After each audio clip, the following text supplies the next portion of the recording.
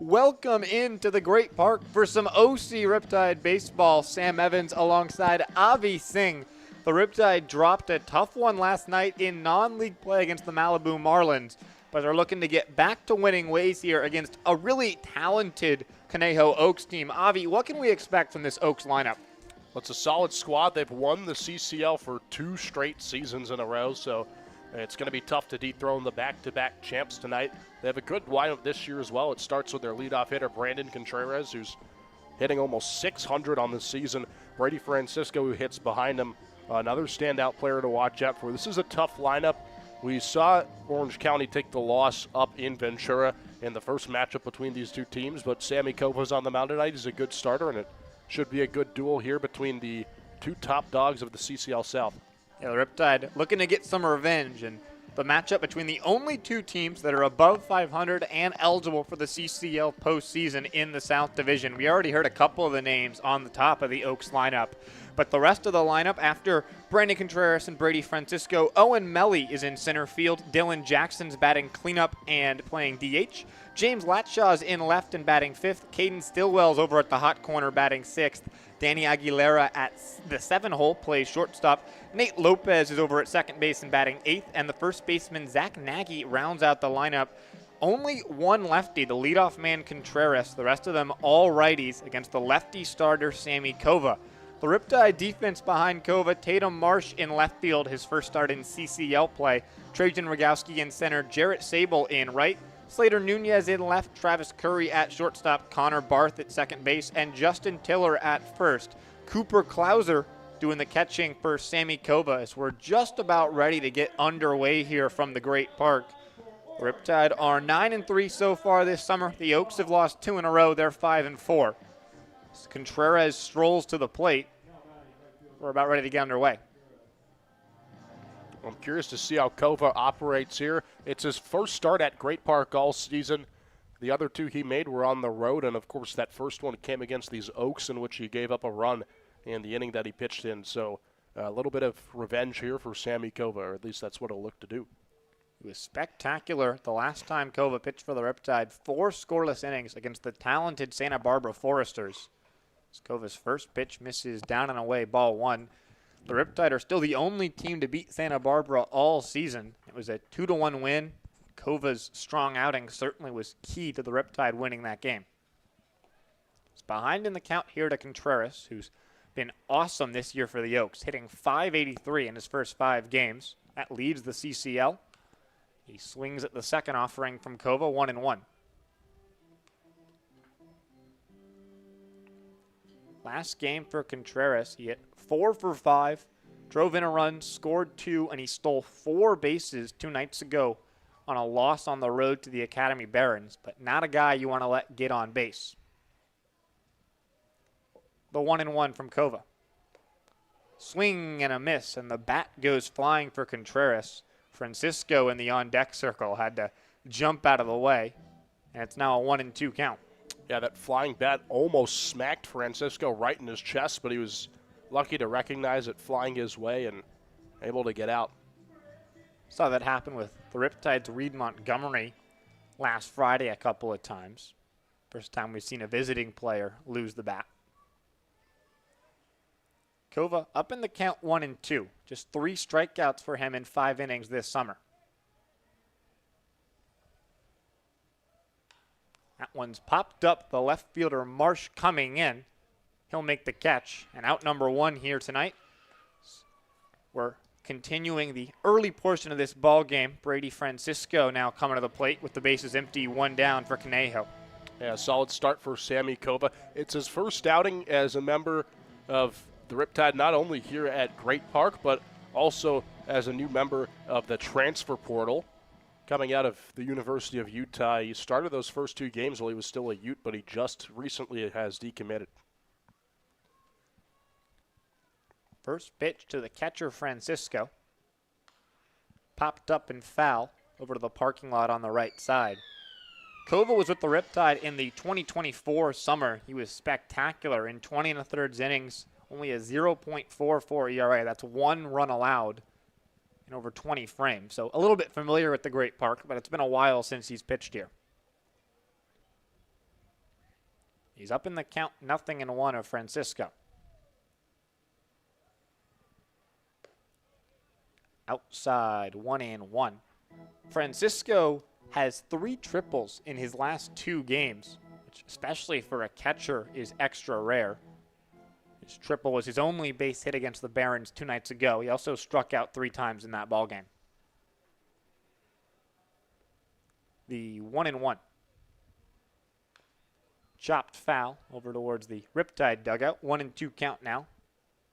Kova again getting ahead of these Oaks hitters, which is so critical. Yeah, command is something that we saw the Riptide struggle with last night in the exhibition match against the Malibu Marlins. So if you're a Riptide pitcher, you need to locate the zone and get ahead in the count early, and that's what Kova's doing here. Trying to work for his first strikeout of the night. Got it. 2 down as Francisco chases down and away. Well, much better start here for Sammy Kova than in the last time he faced the Oaks when he gave up that run up in Ventura. 2 up, 2 down. Great start to the night for Sammy Kova. So now base is empty for Owen Melly, who he's only played 2 games so far for the Oaks this summer. He's off to a bit of a slow start, just 1 for 8. Went 1 for 5 against the Barons on Tuesday. Pardon me, Wednesday. That's in there for a strike, 0-1. Kova's bounced around a little bit in his collegiate career. He started with the Oregon Ducks, only threw 2 innings there before heading to Saddleback, where he was fantastic, almost 40 innings of an ERA under 3, before moving to the Utes in Utah. His 0-1 misses outside, and like you touched on, Avi, he's back in the transfer portal, so it'll be 4 years and 4 schools for Sammy Kova. It's really just the way that college sports operates now. All these guys spending 1 year at a program and then they go to another, whether it's for playing time or for money purposes. 1-1 for Kova. Just a little bit down. 2-1 count. Oh, it's interesting, the Oaks lineup with just the one lefty, Contreras. Usually, the starting pitchers aren't posted ahead of time, but wonder if there was a way for the Oaks to find out the lefty Kova would be on the mound and produce the righty-heavy lineup in response.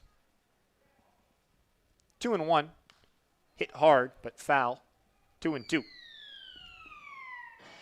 And you can measure up the pitching schedule, of course, by looking at guys' last outings, sort of timing that to see when you think they'd be eligible to go. And that's most likely what David Solis and crew did over there in Conejo. They looked at Kova's last outing, which was last Thursday. He didn't pitch last night, so give him 8 days of rest, and he's back out today. 2-2 count.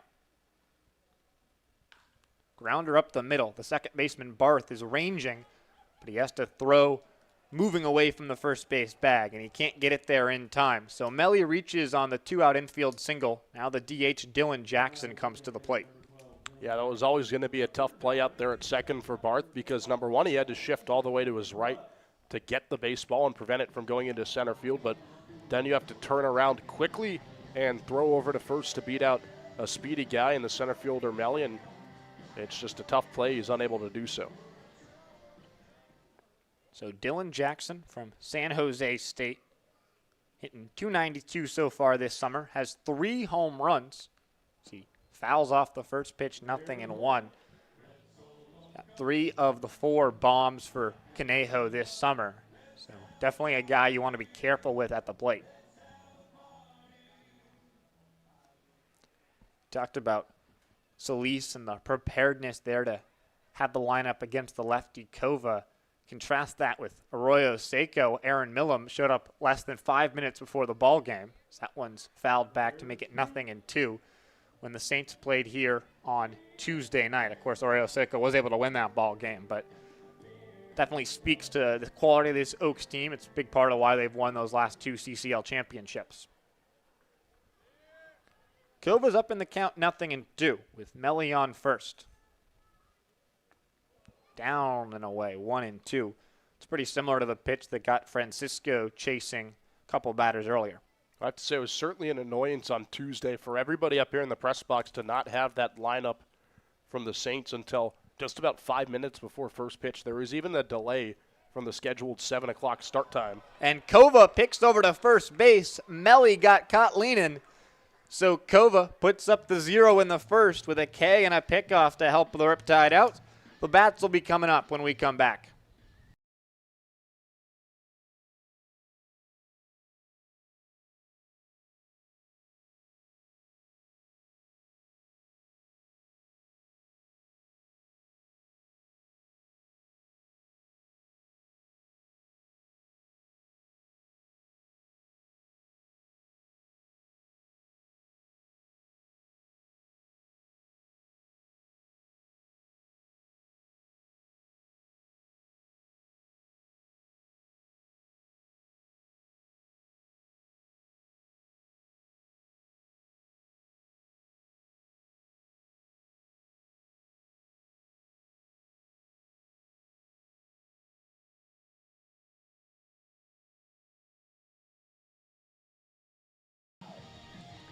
Bottom of the first inning, no score so far tonight.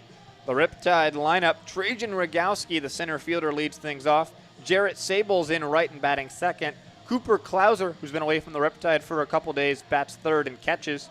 Connor Barth at second is in the cleanup spot. Justin Tiller bats fifth and plays first base. Tatum Marsh is in left and batting sixth. Travis Curry bats seventh and plays shortstop. Thomas Cernias gets a day off from playing in the field, but he DHs and bats eighth. And Slater Nunez rounds out the Riptide lineup in the 9-hole. The Oaks defense, James Latshaw in left, Owen Melly in center, Brandon Contreras in right, Caden Stillwell's over at third, Danny Aguilera at shortstop, Nate Lopez at the keystone, Zach Nagy at first, and Brady Francisco's doing the catching for the right-hander Hunter Hammond. Hammond has not allowed a run so far this summer, just pitched in one game, was all the way back 12 days ago against the Barons. So a lot of time off for the right-hander, but he was good in that game, allowed an unearned run. Just 2 hits, 1 walk, 1 strikeout in his 4 innings against the Academy. Trajan Rogowski, who's been great since joining the Riptide, hitting .267, but getting on base over 50% of the time, thanks to 7 walks in 6 games so far this summer. Makes him a great fit for the leadoff spot. Brian Evans has been riding Rogowski in there quite a bit, especially now that Alex Dolan, who's in there a lot for the Riptide early in the summer, has gone down with an injury. Rogowski takes one up and away. Hammond misses the zone. 1-0 count. Yeah, Rogowski's really slid into that main center field role ever since Dolan got injured lifting weights in the gym, but it's good to have that kind of depth on the squad, especially against a good team like Conejo, because you have Rogowski, who makes the start tonight, but of course also Hunter Harrington, who we see quite a bit as well in center field. 2-0 count. This is down and in 3-0. And the Riptide recently added Tatum Marsh, another guy who can help for that outfield depth. Reed Montgomery's on the bench today, so plenty of options to fill in for Dolan's absence. 3-0's in there for a strike, 3-1. Rogowski's 5 for 6 on stolen bases so far this summer. His 32 set the Folsom Lake record. He swings through the 3-1. Count goes full. Good job here from Hammond to battle down 3-0 in the count. Walked 18 in 39 2/3 for Westmont in the spring. That one's hit sharply and into right field. Nagy got a little bit turned around on the grounder there. And Rogowski leads off the ball game for the Riptide with a single. A good start here tonight for Orange County. Of course, a solid first inning of work for Sammy Kova, and then Trajan Rogowski comes up and gets a leadoff single out in the right field. So Jarrett Sable, who came off the bench and drew a walk against the Saints. That was the last time he played for the Riptide. He's hitting .258, but he's got 10 RBIs and 10 walks. So he's been filling up the stat sheet all summer long.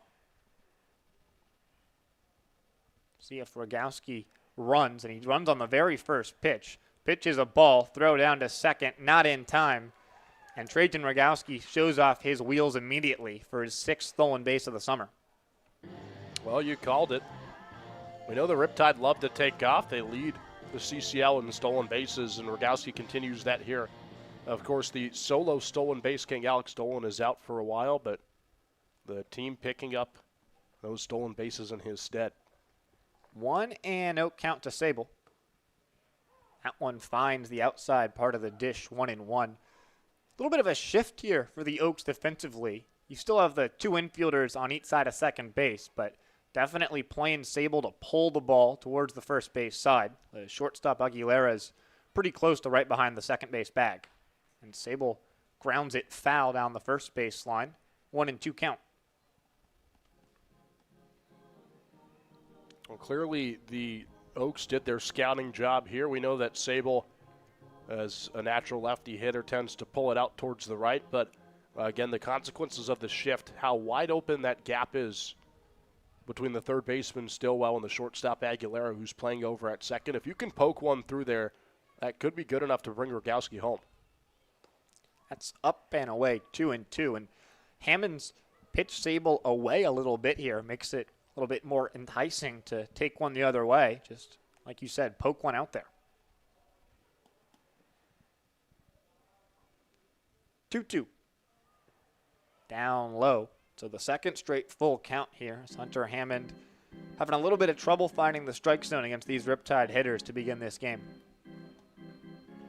Well, Sable not a bad guy to walk with how strong he is with the bat. Cooper Klauser coming up, who's had an up and down season offensively. So if you're Hammond, you may want to consider taking the risk of runners at first and second with nobody out.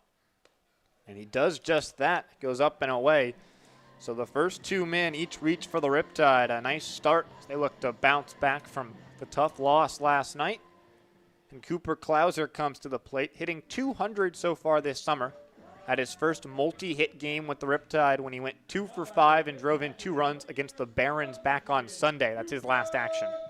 And of course, that loss tonight, or rather last night, excuse me, hopefully not a loss tonight, but the one last night doesn't count in the standings because it was a non-league matchup. But again, you talk about team chemistry, team morale. They'd love to bounce back here today and get an official win. That one misses down and away, 1-0. Definitely would be good to put one in the W column, get in the double digits as well, and really get comfortably ahead into first place, at least among the playoff teams in the CCL South. The 1-0 misses up and away, 2-0 count. Santa Barbara is 10-1 so far this summer, but they won't be competing in our postseason. Francisco wants to make sure he's on the same page as Hammond after the early struggles. And of course, Sam, that one loss too is to the Riptide. And to that point, if Orange County wants that #1 seed, obviously they have to play those stronger teams well, and Santa Barbara and Conejo, who are playing pretty well against right now to start the game, but you have to beat the teams that you're expected to beat. They've done that with the Bombers. They did it when the Waves came to town, but they lost that game up in Compton on Sunday to the Barons, and then the one on Wednesday here to the Saints. Those are the kind of teams that you should be beating so that when it comes time to play the Foresters and the Oaks, you're locked in and you're able to win those games you're supposed to, have those free wins, and then battle here when it matters to get that #1 spot. 2-0, down and away for ball 3. So the mound meeting not successful there at helping Hammond figure things out. He's in danger of loading the bases with nobody out here in the bottom of the first. The Foresters have been helping the Riptide out a little bit. They're 3-0 already against the Oaks so far this summer. As Hammond finds the strike zone, 3-1 count. So the Riptide definitely appreciative of lowering the Oaks record a little bit.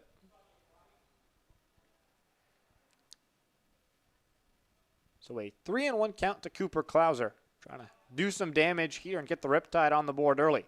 Runners go. Pitch is a strike. The catcher, Francisco, I think, might have thought it was a ball, and he sort of stopped his throwing motion. Seemed frustrated once he heard the call from our home plate umpire, Max Ponce. But it's a double steal for the Riptide. 3-2 count, but now 2 in scoring position.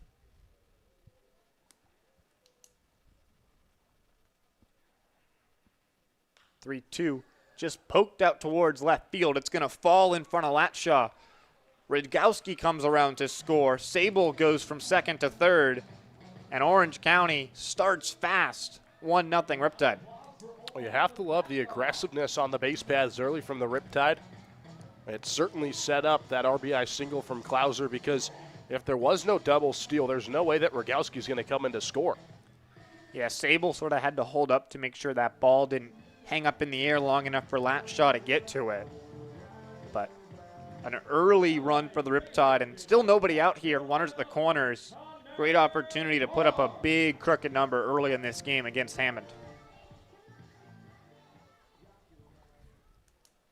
Now Connor Barth to the dish for the Riptide, hitting over 300 in 9 games this summer. Popped up foul, nothing in 1. Hammond's been in the CCL each of the last 2 summers, but he was with the Slow Blues, and he was really good there for 16 2/3 innings. Had an ERA just a shade over 1.08, but very good stuff for the right-hander, though he's struggling here tonight. Up and in, 1-1. In fact, coming into this ball game, a little over 20 innings here in the CCL, he's only allowed 3 runs. The Riptide can bring home Clouser and Sable. He'll equal that here in the first inning. That's a strike, 1-2 count. So Barth down in the count. First time that Hammond's really got ahead of any of the Riptide hitters so far. Grounder towards third. Stillwell fields, but he bobbles the baseball, trying to turn 2, and more struggles for the Oaks here early in this game. They get no outs. Sable comes around to score. Clouser goes to second, and Barth reaches on the error by Stillwell at third. Well, it was a play that could have turned 2, but it just ate up Stillwell over at third. We'll see if they run a rule an error, and they do. So it's an E5 on Caden Stillwell. Just unable to make a play on the baseball, and because of that, the Riptide put up an even number on the scoreboard here in the first. Still no outs here. It's Justin Tiller, the 5th batter for the Riptide, comes to the plate. He had 2 hits against the Saints on Wednesday, but he's still looking for his first extra base knock this summer. Outside for ball 1, 1-0.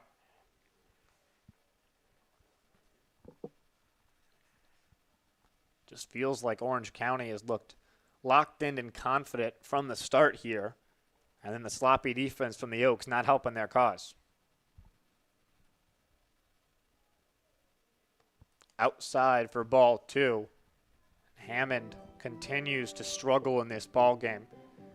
Yeah, talk about sloppiness. Hammond hasn't been able to find his command here against the Riptide whatsoever, and a big reason why those 2 runs are on the scoreboard is that Orange County's done a great job of getting ahead in the count early. 2-0 count. That's in the strike zone, 2-1. Both Barth and Clouser definitely dancing around on the base path, trying to distract Hammond a little bit. Cooper Clouser does not have a stolen base attempt this summer. Be bold to steal third, especially with the front door open. 2-1. Misses down, 3-1 count. Another great spot for the Riptide hitters. Barth, the only one who's been down in the count at all against Hammond. And a great job by Justin Tiller. I think one thing that's impressed us from him this summer has been his patience at the plate. He has a 9-game on-base streak. He could extend it to double digits here with a walk. He's only played in 9 games. He's been on every time he's been in the lineup for the Riptide. He extends that on-base streak to 10 into the double digits, and that'll reload the bases for Tatum Marsh, making his first appearance in league play for the Riptide. And he played in last night's exhibition game and got his first hit as a member of the Riptide. Technically, it's unofficial because that game did not go into the record books whatsoever, but Marsh can get his first official hit here, and Sam, what a massive one that would be with the bases loaded and nobody out. Would definitely be huge. After that base knock, Marsh got picked off on second base as the tying run in the bottom of the 9th. Trying to make amends here. He takes strike 1 from Hammond, 0-1. No surprise to see Marsh stay patient at the plate on the first pitch he sees with all the command issues that Hammond's had so far in this first inning. The 0-1. Hit hard towards left field. That's a base knock. Latshaw charges and gets it in. The Riptide just goes station to station as Clouser scores. Barth to third, Tiller to second on Tatum Marsh's RBI single, and it's 3-0 Riptide. Well, there's the official first hit for Tatum Marsh, and a great one at that. Left field really seems to be the spot here in the first inning for Orange County. We've seen 2 bloop singles out there, and both of them have landed. And because of that, 2 of those 3 runs are on the board. Now Travis Curry. Looked like a broken bat there for Tatum Marsh. Omaha, the bat dog, came out to try and retrieve it, and she didn't want a piece of those splinters. So probably a good decision for Omaha. So the Riptide look to continue to add on to this 3-0 lead. Curry takes strike 1. Well, Omaha's standing out there on the dugout watching this game intently, and for good reason, because the Riptide can break through already. It's only the first inning. Outside 1-1 count. The Riptide's highest scoring first inning in the summer was 3 runs. Actually came in a losing effort against the Academy Barons. They blew that 3-0 lead and lost 5-4. But they can add on a couple more runs here. Curry waves through the 1-1, 1-2. Well, it was Eric Rodriguez on the mound on Sunday who ended up giving up 1 run in the bottom of the first inning after the Riptide put up 3, and then, of course, that 4 spot in the second inning that led to that loss up in Compton. 1-2. Swing and a miss. First out of the day for the Conejo Oaks comes half an hour into this ball game. Orange County's already scored 3 runs, and if the Riptide can score 3 runs for every out, we will both be here quite a while, and the scoreboard at Great Park might have trouble getting to triple digits. Well, that's a sacrifice I'm willing to take, because coming off of 2 straight losses, only 1 officially, we'd love to see a win here at Great Park, and it doesn't matter what way. If the Riptide do it by putting 20 runs on the board, then so be it. Definitely would be a good way to break out of what's been a mini slump here. The Riptide lost 3 of their last 4 games. Only 2 of those losses in league play, so after the 8-1 start, things have slowed down a little bit here at the Great Park. Now, Thomas Cernius, the DH, comes up. Swings through that 1-0-1. Cernius went 0 for 4 against the Barons on Tuesday. Hitting .357 with the Riptide so far this summer.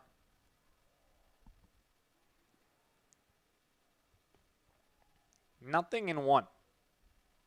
Swing and a miss, 0-2. And a nice answer here from Hunter Hammond. The first 6 men all reached. It's the K from Curry and quickly ahead of Cernius. And that's the key, right? Quickly ahead. Trying to put one in play here if you're Cernius. Keep the line moving. That one's poked towards center. It's going to fall in. Melly's coming in, but not before 2 runs score as Barth and Tiller both come around. And another bloop single for the Riptide. Everything's going Orange County's way. It's 5-0 here in the bottom of the first. It's just smart hitting all around, putting the baseball out of play of Latshaw in left and Melly in center. And it's worked to perfection in this first inning, as it looks like David Solis wants to have a word with Hunter Hammond. I would want to talk to my pitcher too if it was 5-0 and just 1 out had been recorded. Number 9-man Slater Nunez will be at the plate when this meeting concludes. Trajan Rogowski led off this game with a base hit about 15 minutes ago for the Riptide. He's already back on deck.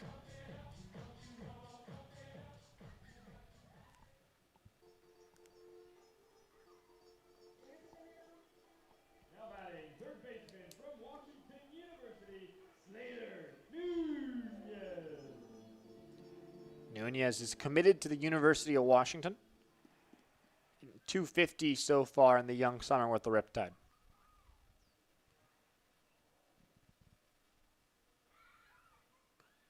Takes one up and away, 1-0 count.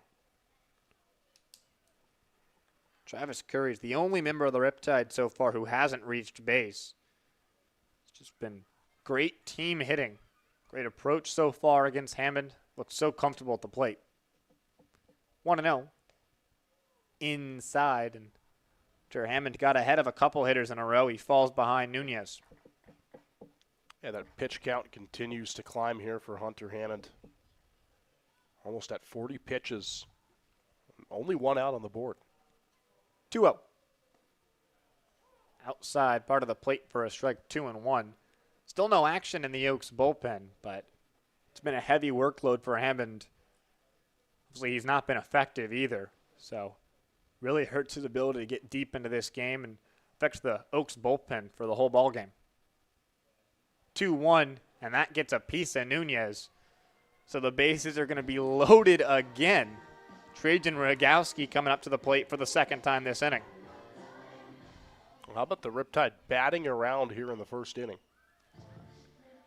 With just one out.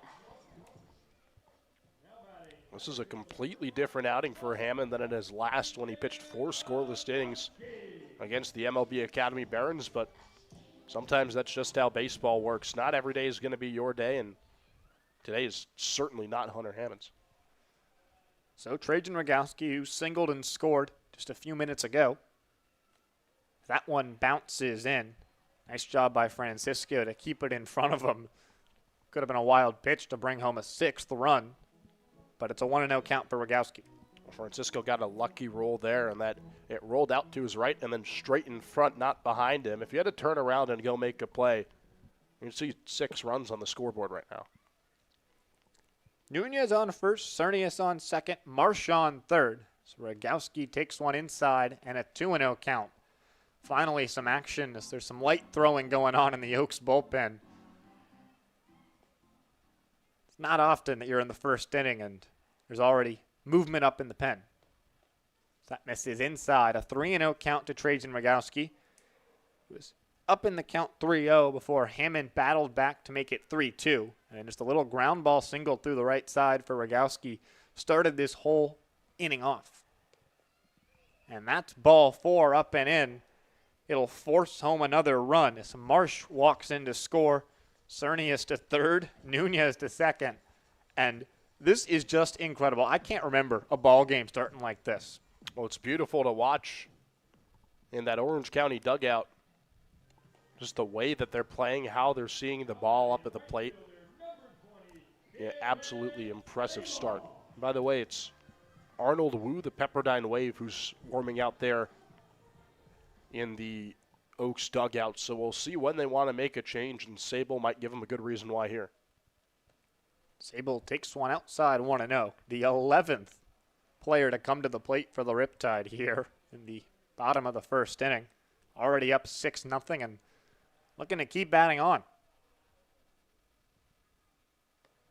1-0 misses outside, 2-0. The Riptide's highest scoring inning so far this summer was 9 runs in the top of the 9th against the Arroyo Seco Saints. Ball game they won 16-2. 2-0. This is down and away, and Hammond just cannot find the strike zone at all. He hit Nunez and walked Rogowski, the last 2 hitters, so walked Tiller and Sable. And that's another walk issue to Jarrett Sable. It's 8 straight balls from Hunter Hammond. Second time in a row he's walked in a run. And Orange County leads it 7-0 as Cernius is forced in. Nunez to third, Rogowski to second on Sable's second walk of the inning. Yeah, I'm still scratching my head as to how Hunter Hammond is still in the game. This is quite honestly disappointing for him to stay out there, just the way that they're letting him continue to have this performance, even with Wu warming up. Now Cooper Klauser takes a ball down. That's 9 in a row that have missed the zone. And the confidence is completely gone. You can see it in the way that he hasn't been able to find the strike zone. Tough out there on the mound. Fouled back. So finally gets a strike on the board. 1-1 to Klauser. But yeah, the mound here at the Great Park has to be about the loneliest one in the world right now for Hunter Hammond. It was on a pitch inside, too. That would have been ball 10 if Klauser laid off. 1-1 to the Riptide catcher. Now 2-1. Hammond misses the zone outside. I mean, Wu only got up in the bullpen about 13 pitches ago for Hammond, and so he hasn't had that much time to get ready. Trying to get hot as quick as possible to get into this game for the Oaks. 2-1 outside, ball 3. And once again, Hammond's one ball away from walking home a third straight run.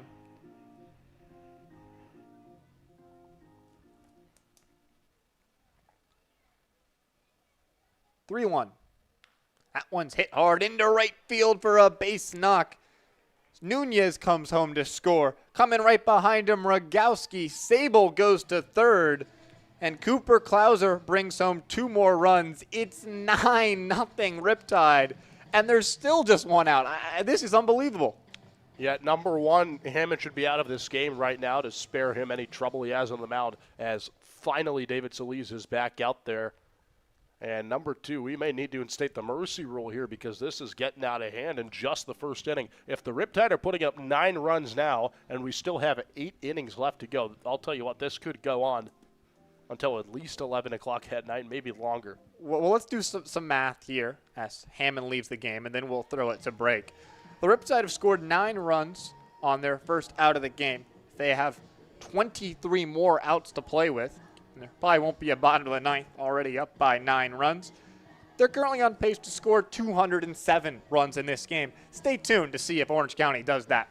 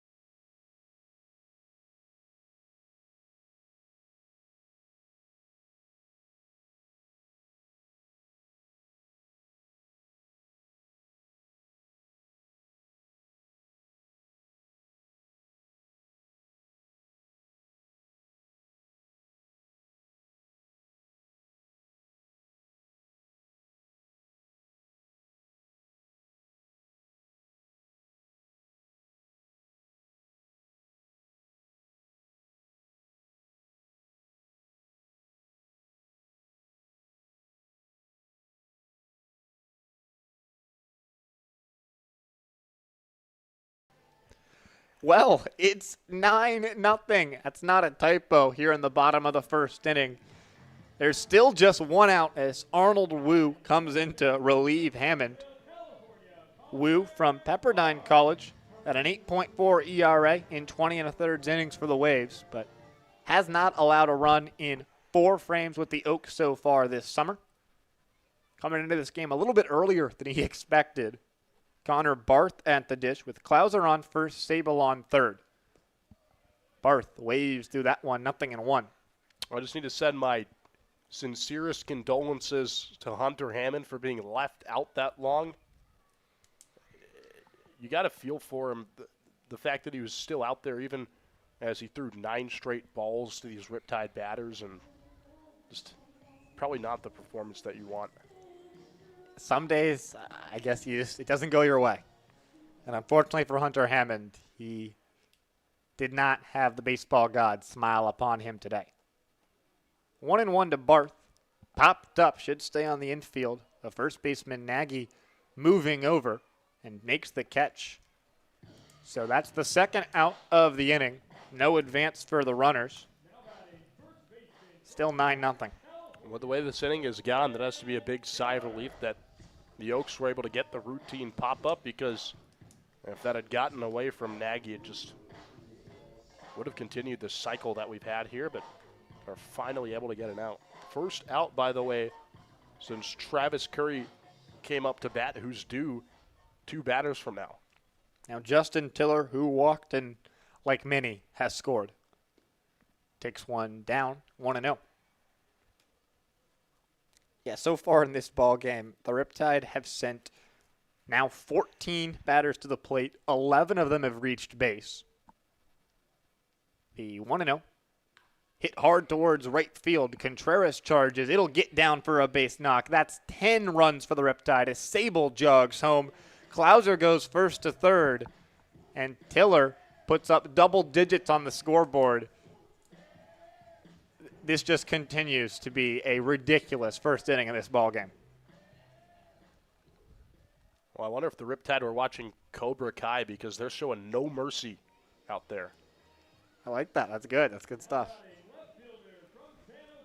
So Tatum Marsh, who drove home a run with an RBI single, came around to score earlier this inning, back up again.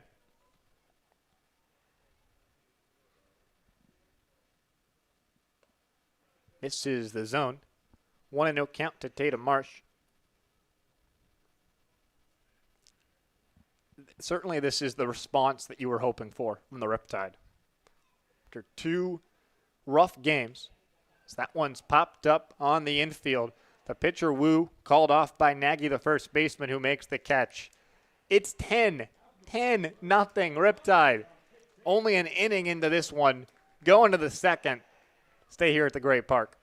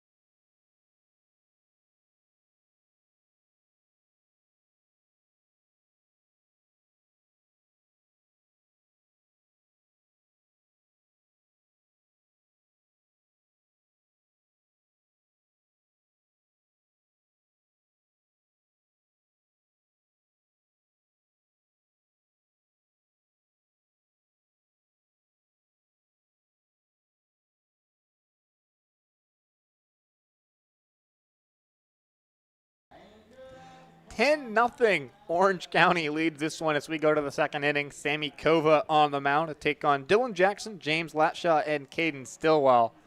And if you're enjoying this ball game here at the Great Park, not super competitive at the moment with the 10-run difference, you can go try some of our food. Avi Singh went down earlier today before the ball game and got to enjoy some of our concessions here. So that one's in there for a strike, 0-1. I was able to get a delicious Chick-fil-A chicken sandwich because Riptide Baseball is brought to you by the Chick-fil-A in Woodbury Town Center here in Irvine. And a great sandwich it was. I was jealous. It smelled good. The 0-1 misses the zone. 1-1 count. Kova had to sit in the dugout for probably a good half hour. See if that affects the left-hander. We speak of jealousy. I'm sure that Oaks dugout is jealous of the 10 runs that the Riptide have on the board right now. And it's a 2-1 count. And that bus ride to Ventura is already a long one, and it's got to be even longer when you're staring down the barrel of a 10-run deficit with at least 7.5 more innings of baseball to go. No mercy rule here in the CCL. It would already be in effect. 2-1, up and away. So a 3-1 count.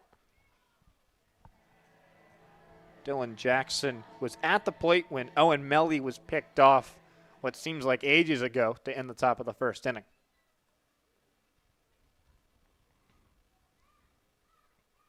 Three and one from Sammy Kova. Check swing, ball 4. And a leadoff runner for the Oaks. Dylan Jackson draws the 5-pitch walk. Perhaps the lengthy layoff for Kova affecting him a little bit. Well, the Oaks will try in some fashion to ignite a 10-run rally here, but we'll see if they can do that. It's got to chip into it, one batter at a time. It's got to be the approach for the Oaks, but it's difficult when you're trailing by this much. Kova's first pitch to James Latshaw sent towards second. Hot shot to Curry, who goes to second for 1, on to first, and the throw's offline. The shortstop, Travis Curry, did a great job to even give the Riptide a chance for a double play, but Barth knew he had to hurry to try and nab Latshaw, so he reaches on the fielder's choice, but the Riptide erased the lead runner. Yeah, double play turns into that 6-4 fielder's choice. Just a tough play as they're unable to make the throw over. Caden Stillwell at the plate here for Conejo. Third baseman swings at the first pitch. It chops foul. Slater Nunez over at third was making sure he gloved that baseball in case it stayed fair, but it did go foul before it got to the third base bag. I have to mention you had Latshaw who hit into that fielder's choice, and now Stillwell. Both players two-way guys for the Oaks. Neither of them pitching tonight, and it's interesting to see both of them hitting back-to-back.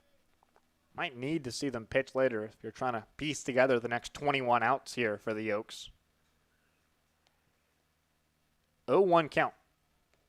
Down and away, 1-1. I mean, obviously still a lot of time to play here in this ball game, but got 2 more games this week for both these teams playing on Saturday and Sunday, and you just got to try and figure out how to maybe save your bullpen and at least give you a chance to bounce back tomorrow. 1-1 from Kova. Skied towards center field. Rogowski moves into the right center field gap. He camps under it and makes the catch for out number 2. So Danny Aguilera at the plate. The Riptide are going to have a long bus trip ahead of themselves tomorrow when they head up to San Luis Obispo to take on the Slow Blues. And it's a Slow Blues team that is red hot. They have won 12 in a row. They're 13-2. But a 10-run first inning certainly could give you the confidence that you need to end a streak like that. Outside, 1-0. Yeah, I'll get the call solo there tomorrow on the Riptide Radio Network on Mixler, which you can all find on the OC Riptide website. But I seem to be the only person excited to go up to Slow, because when we talk to everybody scheduled to pitch tomorrow, none of them want to make that 5-hour bus ride out. It seems like everyone wants to stay here at Great Park, but sometimes you got to do what you got to do. You know, there's a lot to look forward to tomorrow. There's some good World Cup matches. Saturday, it's going to be a beautiful day here in Irvine. I'm sure you're going to have a great time up in Slow. I had a wonderful time last year. So a swing and a miss for Aguilera makes it a 1-1 count. Well, I know I'll be watching the World Cup up on the bus ride over. Get some good games tomorrow. Netherlands, Sweden, Germany, and Ivory Coast. That's another interesting matchup there. Definitely exciting games. The 1-1 from Aguilera. Kova's keeping a close eye on the runner. He'll pick over towards first. U.S. men's national team picked up a huge win today. We were watching before. Talked to some Riptide pitchers who were watching as well. Brandon Weiland was excited about it. So Orange County supporting the team that's playing here at the Great Park for practice. So that pitch misses down and in 2-1. Ball game today for the U.S. MNT was up in Seattle, but their first and final group stage games here in Los Angeles at SoFi Stadium, and they're training right here at the Great Park. There's a U.S. men's national team balloon. It's not far, so cool stuff around the field. 2-1. That's a strike. Home plate umpire Max Ponce rules that Aguilera went around, and the count evens up at 2-2. And you know what? That's an incentive to go to some Riptide games here in the next week because you may or may not run into Christian Pulisic on your way to the ballpark. You never know. Can't promise anything, but I would certainly be excited to see Captain America. 2-2. Inside for ball 3. So Latshaw will be able to get a head start on the pitch with the full count and 2 outs here in the top of the second. After the 10-run outburst for the Riptide a half inning ago.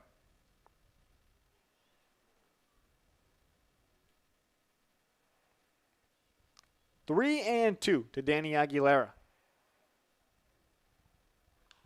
Skied into left field. Marsh moves into the gap and makes the catch.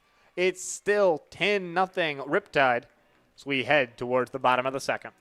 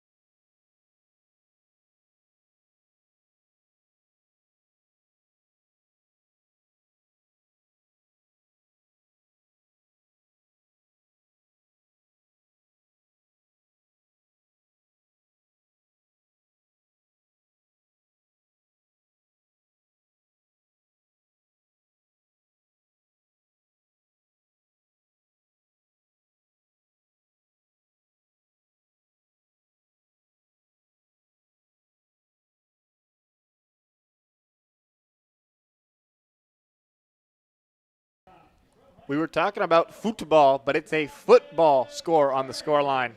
Thanks to Avi Singh for that one right there. OC Riptide Baseball is sponsored by Woodbridge First Class Pizza, official pizza here at the Great Park. It's good stuff. Had it a couple of days ago before a ball game. Definitely a great way to fuel you here. See a couple of fans with some pizza in their hands. That's Woodbury Town Center's First Class Pizza. First pitch swinging, Curry laces one into the gap in left center field. That's going to get down. Big aggressive turn for Travis Curry, and he is out. It was a nifty slide and good effort, but Curry's attempt to stretch a single into a double is in vain. And so one down for the Conejo Oaks here in the bottom of the second. Well, we just got a little bit greedy there on the base paths. Not much else to it. Dylan Orr and Brandon Weiland come up. They just want to, say hi. They're excited about the 10-run lead on the scoreboard. Behind us here at the press box in the Great Park. Oh, they're not just behind us. They are in the press box here at the Great Park. Cernius takes one down 1-0. I think we've gotten all the players into broadcasting with all these player interviews we've been doing. It's news to us that they're up here, to be quite frank, but always a welcome surprise. That's two of our favorite arms for the Orange County Riptide. It's a 2-0 count to Thomas Cernius here with the bases empty and one out. How do you guys feel about the score right now? Oh, man, this is awesome. Crazy. It's great to be up here. A little surprise to our boys. I know. Well, we love surprises. We're so. actually going around advertising, actually. Oh, what are we advertising us? We got 4-day Riptide Camp, July 11th, 13th, 15th through the 17th, and 19th. First 25 fans to join get free 4 general admission tickets to any game for the Riptide. Can I join the camp, or is that not an option? You probably can, actually. Okay. Because, my baseball game needs some work. Hey, that's why we're here. Oh, fantastic. It was Brandon Weiland, and now it's Dylan Orr getting on the mic. Dylan, how are you feeling about the Riptide camp? I'm excited. I don't know what it's gonna contain, but should be fun. Cernius pops one up. The shortstop Aguilera moves into center field, and he drops the baseball. It's been one of those nights so far. It has, man. There goes Omaha. Oh, Omaha's firing on all cylinders.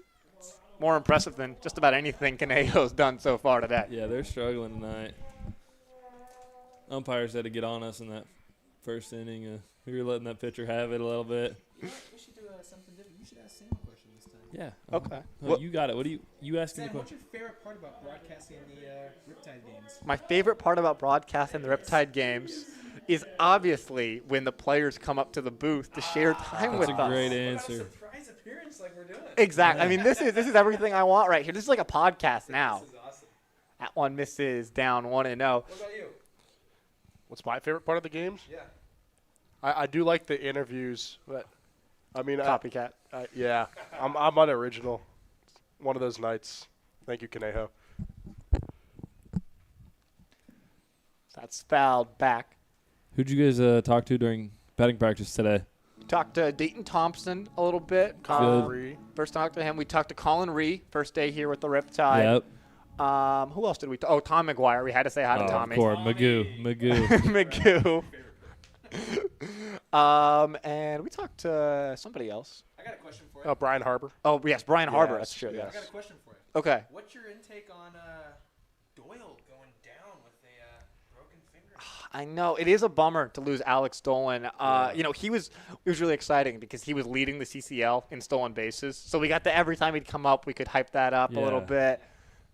Starting to stop there for Cernius at first. But, I know he'll be back soon and, save him for a little bit later in the summer. Yeah. I just don't know how you tear your nail off lifting weights. I heard he was trying to do some Reed Montgomery workouts. Oh, Reed. Yeah. Reed's workouts have to be electric. If you have any interest, please look at Reed Montgomery's Instagram. There's plenty to look at. Or don't do that, actually. Yeah, that's maybe like PG-13. Yeah, that's perfect. So 1 and 2 here on Slater Nunez. Have you guys ever been out there for an inning like that in the first where you just nothing's going? Never. None in my life. I don't know if I'd want to. Well, I would hope you wouldn't want to. As Nunez strikes out for out number 2 here with Cernius on first. Did you get anything good from Dayton? He's a good guy to talk to. Dayton's a good guy to talk to. It was the first time I really talked to Dayton, and Yeah. he's got immaculate flow. That's Yeah. the best. Oh, He's it's the best. unbelievable. He's got The the stash, mustache, too. too. Yeah. The stash, the stash flow combo is really good. We were talking to him about the USA game today. Yeah. Oh, yeah. Yeah, because he said he had to drive a little bit further than we did, so he had to leave before the end of the game. But we were talking about. He's up Inland Empire, so he's got to hike every day. Were you guys watching the U.S. game at all, or Yes. you were watching? Very Nice. Not a soccer guy, Dylan. I don't know. I don't. It's the know World much. Cup. Come on, Yeah, this is the I time don't if you're gonna get into it. Probably not. There's still baseball going on. It's the 0-1 to Rogowski in there for a strike, 0-2. I know you had Tommy John, Dylan. Yeah. Colin Ree had 3 Tommy 3 of John. them. He's got a gnarly scar. He's got 3 different ones. He kind of dwarfs yours. Yeah, I was talking to him about it. One of the top surgeons, his last name's Elatrosh, Dr. Elatrosh, and he went to him twice before, he got a consult with him twice, and then didn't get surgery with him till his 3rd Tommy John, because that's like the guy you want to go to. 3rd time's the charm, right? Hopefully. It's crazy. I think he's actually the oldest guy on the team just because he hasn't been able to play, Call him the biomechanic arm. Yeah. The biomechanic. I like that. It's good stuff. 0-2 on Rogowski. In there, strike 3 called. Well, Dylan, Brandon, thank you so much for joining us. Oh, A great absolutely. surprise visit. Join those Riptide camps. Weiland's got one more thing. Just for all you fans out there, we got an OC Riptide 4-day skill camp July 11th through the 19th at Great Park and Irvine High School, ages 7 to 14. If you are the first 25 fans to join, you get 4 free general admission tickets to any Riptide game. Thanks, guys.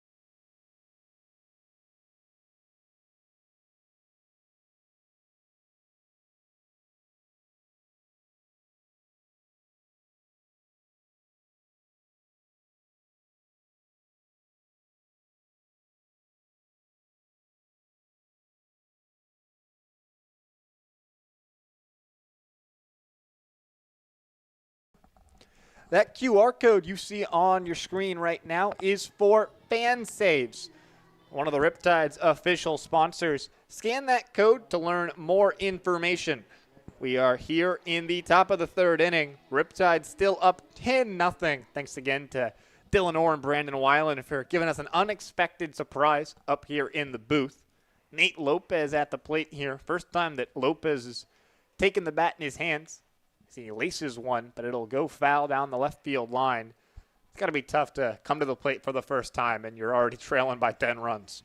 To our sponsors, especially our food sponsors, if you're listening, we sadly have lost Pear Tree Meats this season. We'd have the Pear Tree Meats player interviews. And obviously we have guys like Orr and Weiland that love to come up here and talk to us on the broadcast. Last year, Sam, you guys had the player interviews courtesy of Pear Tree Meats, and you guys would share some barbecue and talk baseball. If you're listening, we need a food sponsor for those interviews.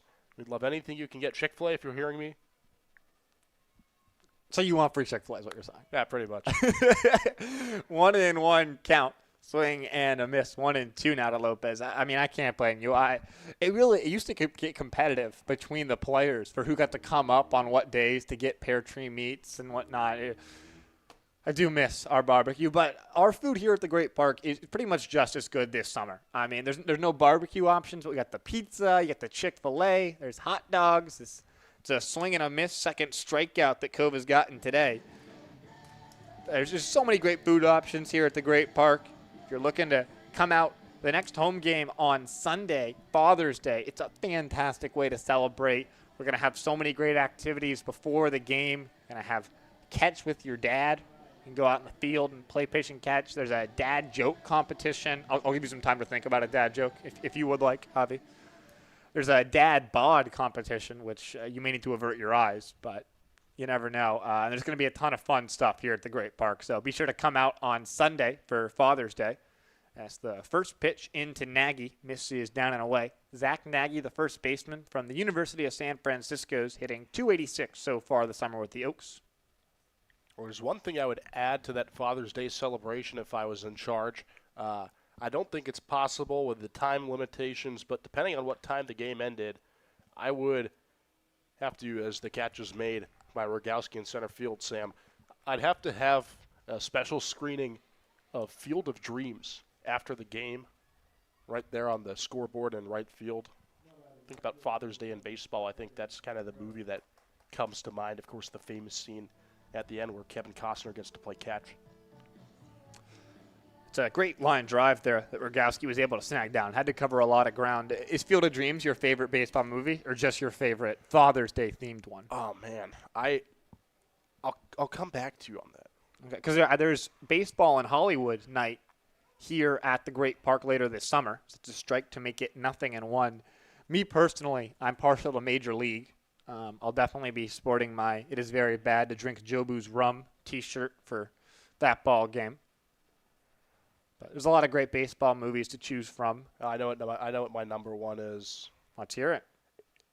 Probably not the choice for family movie night, but Bull Durham Oh, yes. is great. Little raunchy, but it's a funny movie. It's I'd say relatively accurate to actually being around baseball. But if we want to go for a more family-friendly, kid-friendly pick, Rookie of the Year. Oh, that's a good one. Yes. 0-2. Sammy Kova doesn't need the superhuman tendons in Rookie of the Year to try and work through this Oaks lineup as Contreras slaps it foul. He flew out to left field to lead off this game. What feels like ages ago. It was just about an hour since this one got underway. Orange County scored 10 runs in the bottom of the first inning, just in case you missed out on that frame. It's the most runs they've scored in an inning all season long. 0-2 count for Sammy Kova. Upstairs, 1-2. Yeah, I think baseball, probably the sport that's had the most good movies. There's just so many great ones to pick from. Baseball is just a cinematic sport. It lends itself to good content. I think Moneyball's also up there for sure. Oh, Moneyball's fantastic. 1-2. Outside, 2-2. I did The Sandlot for Halloween with my friends, so. Well, you're a Browns fan. I am. We talked about Kevin Costner. Have you seen Draft Day? I have seen Draft Day. So I probably saw Draft Day for the first time when I was about 11 years old, and I thought it was the greatest movie ever because the Browns won. I really enjoyed it. I've watched it since, and I probably have a different view now. As Contreras strikes out swinging in the top of the third inning. We'll be back with more film recommendations for you here. The Riptide lead this one 10-0 going to the bottom of the third.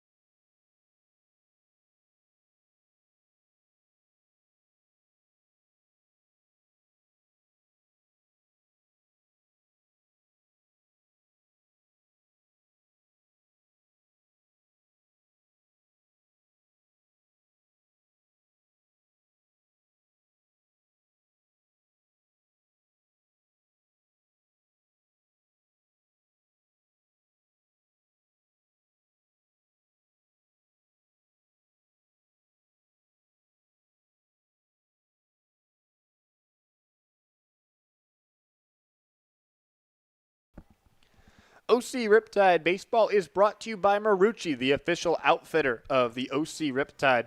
Our lovely polos that we wear, quarter zips, as well as the Riptide players' clothing and bats provided by Marucci, so we appreciate them. It's Jarrett Sable, Cooper Klauser, Connor Barth, 2-3-4 lineup here for the Riptide as they try to extend that 10-0 lead. Arnold Wu still on the mound.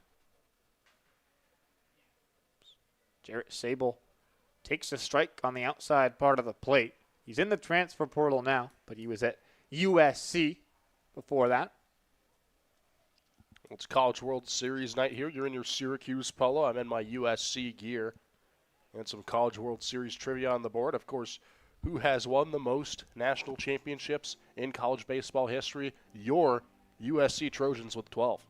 And of course, in our lifetime, Syracuse, who does not have a baseball program, has won exactly as many national championships as USC. And in our lifetime, USC has not been back to the national championship, which is unfortunate. We're almost there this year, almost. You know what they say? Close only counts in horseshoes and hand grenades. I've never heard that in my life. Use that for dad joke night on Father's Day. What coming does up that even mean? Close only counts in horseshoes. Have you played horseshoes? No. Okay, so horseshoes, you throw a horseshoe onto a metal stake. It's like cornhole. I see. It's a yard game. And Sable fouls it back, nothing in 2. You get 3 points if you land it around the pole. Okay. You get 2 points if the horseshoe's like leaning against the pole, and you get 1 point for it being within one horseshoe's length. So the close counts in horseshoes. And the hand grenades, I think, is a little more self-explanatory. So close only counts in horseshoes and hand grenades. 0-2 upstairs, 1 and 2. I have to give credit to my grandpa. It's not my dad who came up with that one, but it's a Father's Day joke. I don't know if I'd want to be close to a hand grenade. Well, yeah. But, I mean, it counts. 1 and 2. Sables walked twice. So he laces one towards right while losing his bat. It'll drop in for a bloop single. Big turn at first, and he'll reach back safely. So after 2 walks and 2 runs scored in the first inning, Sables aboard to lead off the bottom of the third here for the Riptide. Former Trojan Jarrett Sable with a hit, and again, talking about the history of USC in the College World Series. Can you name me 3 baseball players that have been through USC and are now in the major leagues? Or at least our Hall of Fame players too, because we got a good roster of players. Honestly, naming collegiate MLBers, that's a hard one for me. I don't have a lot of knowledge on where guys went to school. I'll just turn it over to you. I'm not even going to try. So there's a little blooper. The pitcher, Wu, will try and field, but the tapped grounder allows Klauser to reach safely, and it continues to just not be the Conejo Oaks night. So the Riptide have been dropping bloop singles and squibbed bunts pretty much the entire night long. Yeah, but we're here to take you all the way with our trivia. Isn't that right? Oh, we are absolutely here to take you all the way. As Connor Barth comes to the plate with 2 on and no outs. So what are the USC players? So in terms of position players, I think the 2 most famous are Mark McGuire. Oh, I did know that. Love him or hate him, has certainly had an impact on baseball. And Fred Lynn, former AL MVP with the Boston Red Sox in the 70s, helped them reach the World Series. Those good Red Sox teams that took on the Cincinnati Reds, the Big Red Machine. Another misplay there for Conejo. The catcher, Francisco, just didn't catch that baseball. Barth had briefly squared to bunt and then pulled it back. May have thrown off the catcher a little bit. But the pass ball allows Klauser and Sable to each move up into scoring position. But where USC has really shined, Sam, is with our pitchers. Mark Pryor, Barry Zito, and my favorite pitcher of all time, being a Diamondbacks fan, the big unit. Oh, Randy Johnson. In there for a strike 1-1. How did I not know that Randy Johnson went to USC? That's a bad look. He was a Trojan. Was he there for all 4 years, or did he? Yes, he was. Wow. Because this was back at a time where players didn't transfer every year. Oh, I meant did he leave early for the draft? It's the 1-1 sent out towards right field. It's shallow, and it falls in for another bloop single. Coming around to score, Jarrett Sable. Cooper Klauser moves to third, and the Riptide 11, Conejo 0. You just have to feel bad for these Oaks outfielders because every ball that the Riptide hits their way tends to be some sort of blooper right in front of them that they can't reach, and it's really been the story of the game. You can look at the scoreboard and see exactly why. It's got to be difficult to sprint after one when you're already down 10-0 as well. Now Justin Tiller at the plate with runners at the corners and still no outs here in the bottom of the third. Orange County already sent 15 men to the plate in the first inning.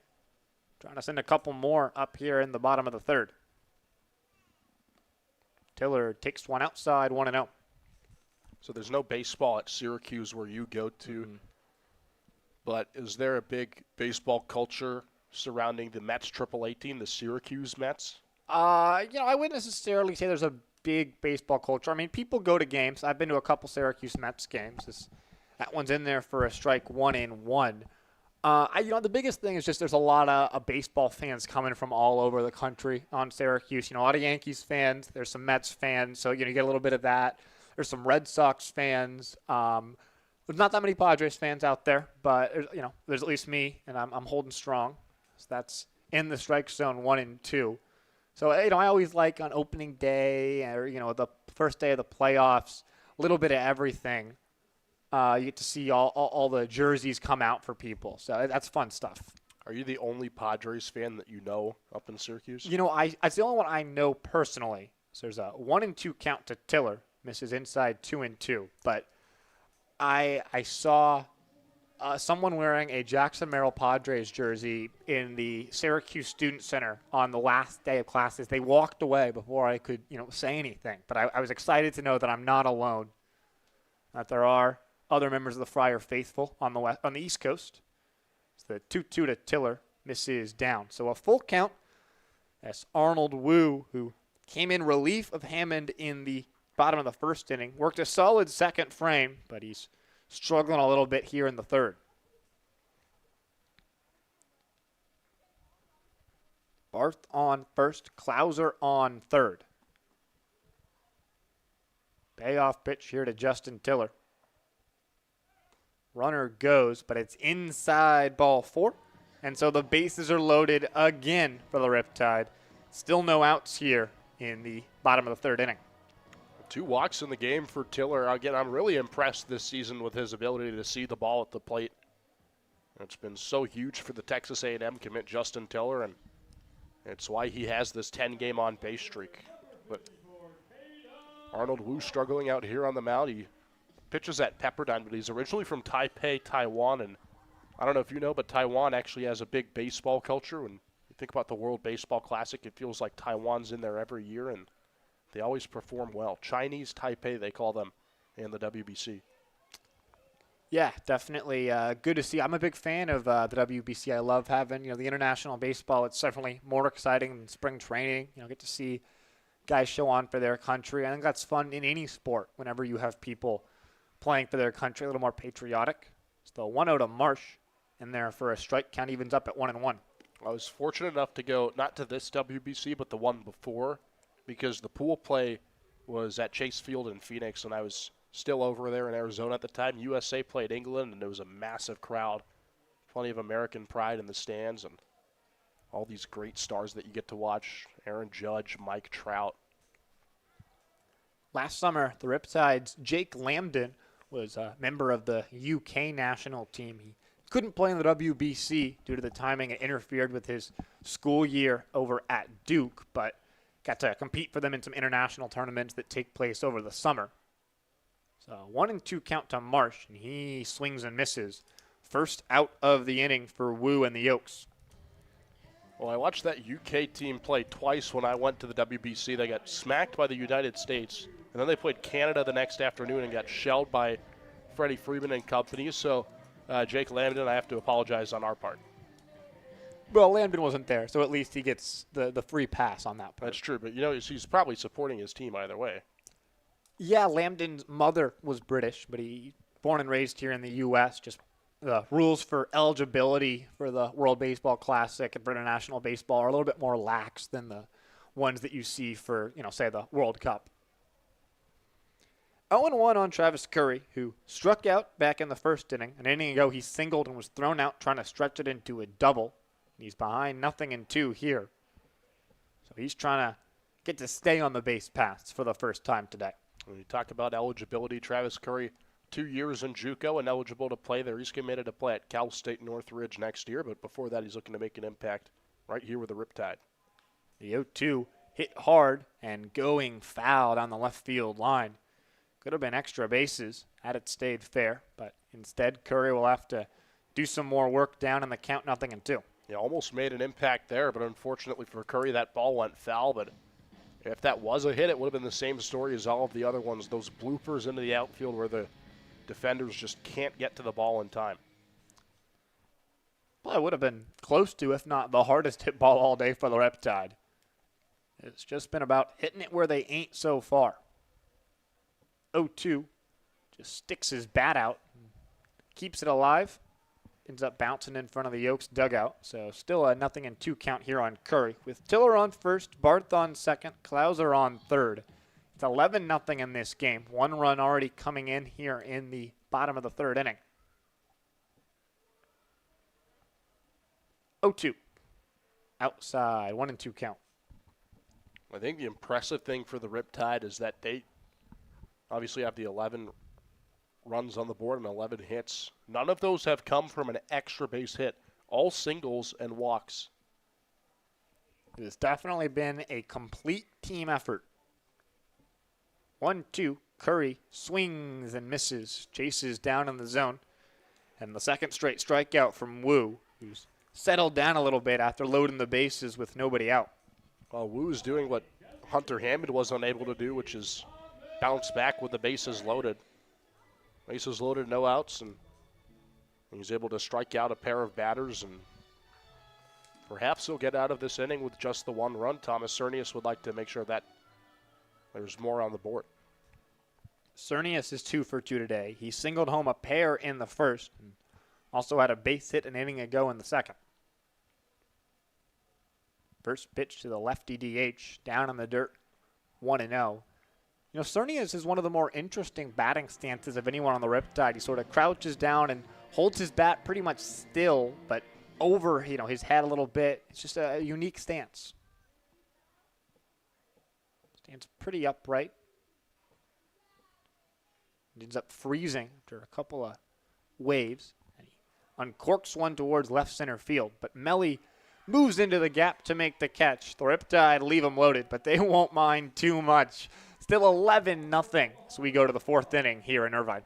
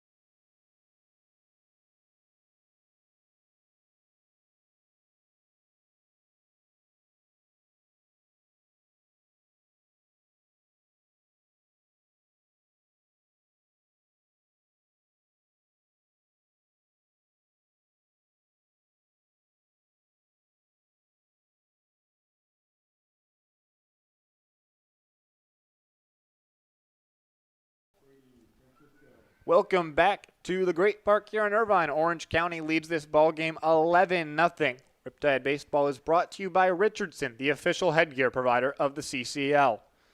Brady Francisco, Owen Melly, and Dylan Jackson coming up here for the Oaks.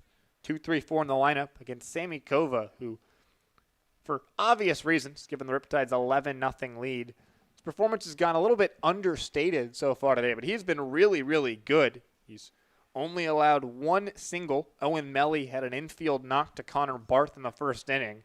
Kova picked him off, and other than that, just a walk from Dylan Jackson has been managed against the lefty for Orange County. 0-1. Fouled back, 0-2. Well, it's been 6 straight outs here as well for Sammy Kova, so he's been dealing on the mound.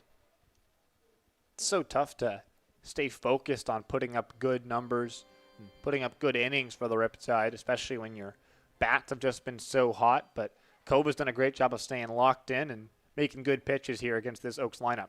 Well, it certainly makes it easier when you have an 11-run cushion. 0-2 bounces in and goes all the way to the backstop, 1-2 count. This Oaks team, while they're pretty talented, 5-4 this summer, they did lose a ball game 19-2 to Santa Barbara earlier in the year, so they've had a little bit of trouble with the big blowouts.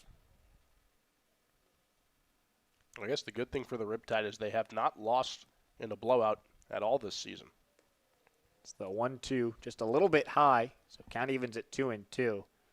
Yeah, the Riptide's done a great job of being competitive in every game that they've played. You know, it's pretty much come down to, can the Riptide do the little things right and play clean baseball? Because if they do, they pretty much always win. When they don't, it seems to be about 50-50. Done a great job so far tonight. 2-2. Fouled back, so we'll stay here. Brady Francisco, for each of the last 2 summers, was with the Greenville Flyboys. He was with these Conejo Oaks 3 years ago, back in 2023. So he's bounced around a little bit during his summer ball career, but sandwiching his 2 years with the Flyboys with a couple summers here in Conejo. 2-2 count. Swing and a miss, strike 3. That's 4 Ks for Kova. Second time that he's gotten Francisco to whiff. Continues to cruise here as Owen Melly comes to the plate, the only member of the Oaks with a base hit today. It's back-to-back strikeouts, too, for Sammy Kova. Struck out Contreras to end the last inning and strikes out Francisco to begin this one.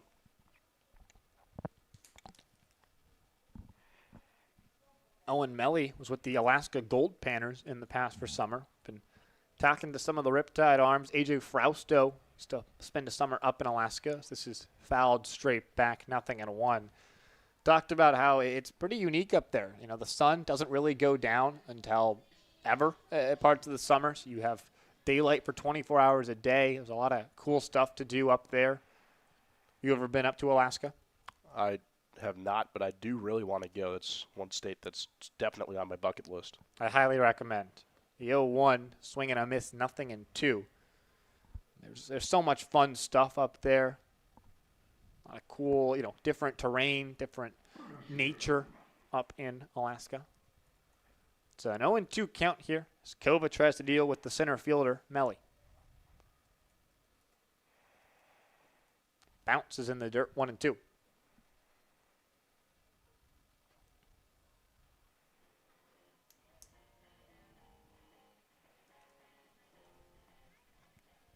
The Riptide just in complete cruise control in this one from the jump. After 10 runs in the bottom of the first inning. 1-2 count. Misses the zone outside 2-2. It's a little bit hilarious. The Great Park scoreboard has a line score to show the number of runs in each inning. And there is not space for double digits in the individual innings. There is enough space to display the 11 runs over on the total side of things on the scoreboard, but over in the actual line score for the first, as that one's fair ball towards third. Long throw for Slater Nunez after it kicked off the third base bag means that Melly's got a second straight infield single. Both hits today for the Oaks have come off his bat, and a one-out knock for Conejo. It was a ball that just stayed fair there along the left field chalk, and because of that, Melly's able to reach. Well, you had said that he had played for the Alaska Gold Panners, yes? Yes. Well, I found out via a promotion that ESPN did on SportsCenter last year where they did 50 states in 50 days that the Gold Panners play in a game called the Midnight Sun Game once every Alaska League season because the sun never sets. So it starts at 10 p.m., and it goes past midnight, and it's a packed-out game. It's a crazy environment. SportsCenter was there covering. A.J. Frausto actually pitched in that game because his team had played the Gold Panners in the Midnight Sun game last year. 0-1, misses up and away, 1-1. Definitely a unique experience playing day baseball in the middle of the night. We have to think about the body clocks of the players. The game starts at 10 p.m., and it goes through midnight when most guys are probably just getting back home from, for example, a 7 p.m. CCL game like this one. A 1-1, fouled straight back 1-2. Yeah, we were talking with Dayton Thompson before the game. He's got about an hour and a half commute from over in the Inland Empire to get to the ballpark, and he said that's a challenge for him. You know, these games run 10:30, 11 o'clock occasionally. He's not getting home till past midnight, and he's got to come back and be ready to pitch the next day potentially, like he's doing tomorrow up in San Luis Obispo. 1-2 count for Sammy Kova. Swing and a miss. That's 5 Ks for Sammy. So he continues to carve through this Conejo lineup. Well, the last 3 outs that Kova has gotten have all come on the strikeout. And 4 of the last 5 batters that he's retired have been on the punch-out. Only players that didn't strike out against Kova were Zach Nagy, who flew out, and then, of course, Melly, who got that infield single here in this inning. Now James Latshaw, who reached on a fielder's choice his first time up 2 innings ago.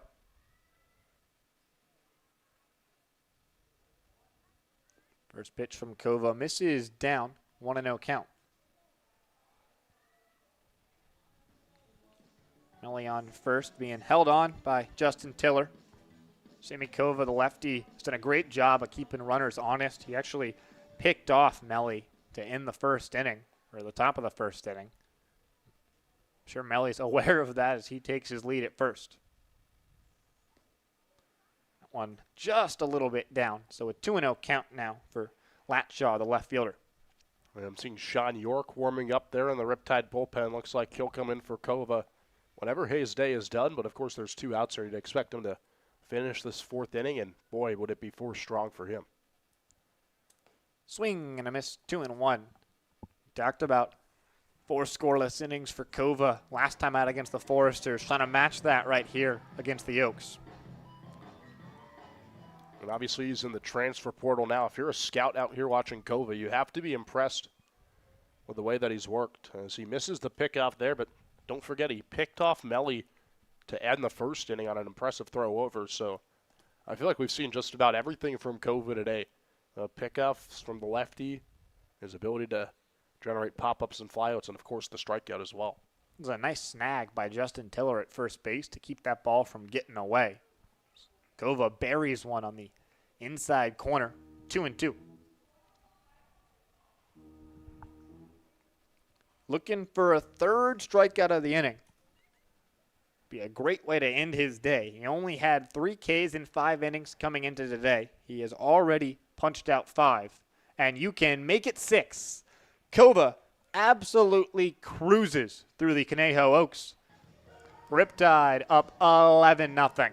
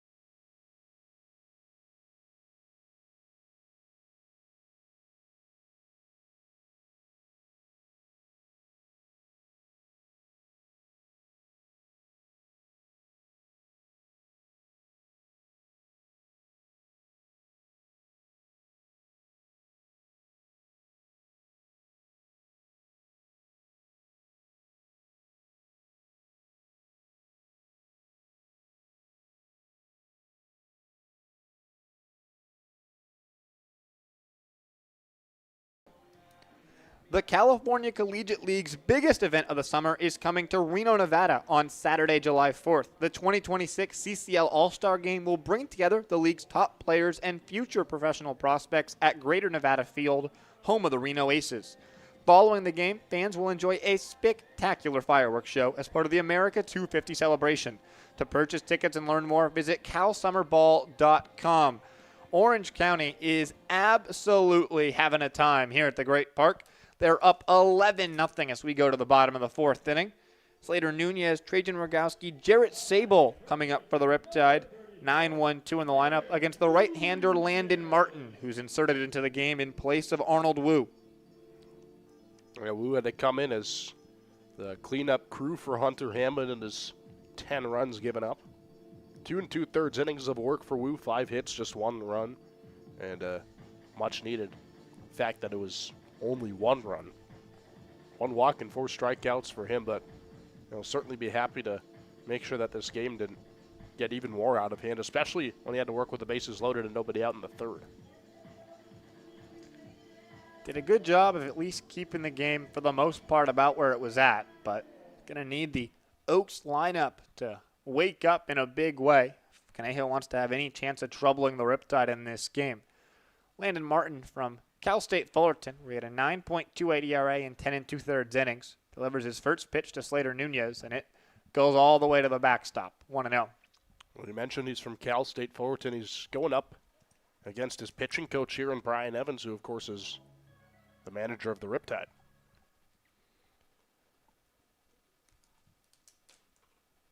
Brian Evans got the day off from managing yesterday. That's the 1-0 swing and a miss 1-1 in the exhibition game against the Malibu Marlins.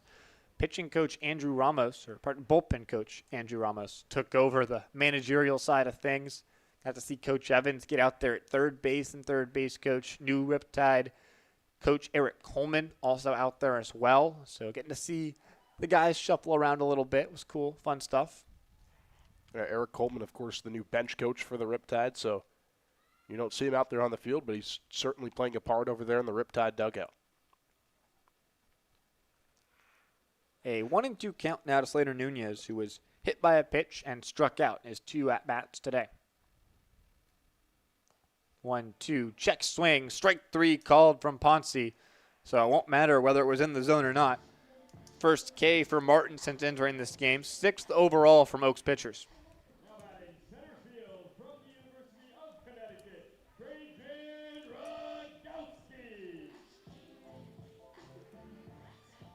So now Trajan Rogowski, who's 1 for 2. So a walk for him, an RBI, couple of runs, 2 stolen bases as well. Nice day already for Rogowski, and we're only third of the way through this game. So that goes to the backstop again, 1-0 count.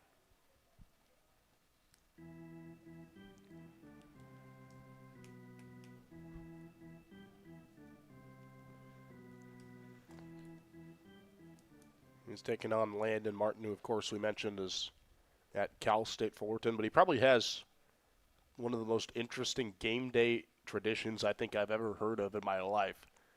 Apparently, his go-to is, number 1, to eat a burrito from El Pollo Loco. It has to be at El Pollo Loco, not at any other restaurant. El Pollo Loco. And then what does he do before the game? He listens to the Joe Rogan Experience podcast. And he has to do both of those things, otherwise he can't go out and perform on the mound. So I wonder, Sam, if he did those today. He got a K from Nunez in his first hitter, so see if Martin can keep it going. The 2-1 fouled back 2-2. Well, he models his game after Nolan Ryan, and we've certainly seen the fastball here. Saw it on the strikeout on the outside pitch to Nunez, and he's trying to power it here against Rogowski. Do you believe that Nolan Ryan was throwing 106 miles per hour, or what it is that they say? I do believe, however, that he was arguably the best pitcher of his time. Even though he never won a Cy Young. Even though he never won a Cy Young. People make the argument that he has the most walks of all time and the command issues are there, but on the flip side, he has the most strikeouts of all time, which I think negates the walks. 2-2 served into center field. Melly calls off Contreras in right center for out number 2. And now Jarrett Sable, who's reached every time he's come to the plate and scored every time he's come to the plate. Now batting here for the Riptide with 2 outs and the bases empty. And, to that point, I think Nolan Ryan's longevity really bolsters him compared to plenty of other pitchers, how far he was able to go in his career. And because he went so long in his MLB career, it gave him that absolute gem of a clip where he ends up fighting Robin Ventura of the White Sox in his old age. My dad really enjoys that clip. Yeah, my dad brings that up all the time. It seems to be a go-to for fathers, speaking of which the Riptide play at home on Sunday for Father's Day. Sable takes one in the strike zone, 0-1. What do you think is your favorite between the Nolan Ryan fight and the Randy Johnson bird explosion baseball clip? Well, I grew up with the Randy Johnson clip, of course, as a D-backs fan. It's kind of immortalized in Arizona legend, but I think there's just something about a 40-something-year-old Nolan Ryan headlocking Robin Ventura as everybody's out there in a scuffle that you just can't beat. And to that point, it's such an iconic moment that this season the Texas Rangers are doing a giveaway of Nolan Ryan's jersey that has a fake blood stain on it from the bloodied face of Robin Ventura. A 1-2 fly ball into deep left center field. Melly races back, and he makes the catch. So the first 1-2-3 inning all day long from Conejo. Orange County still leads this one 11-0 as we go to the 5th.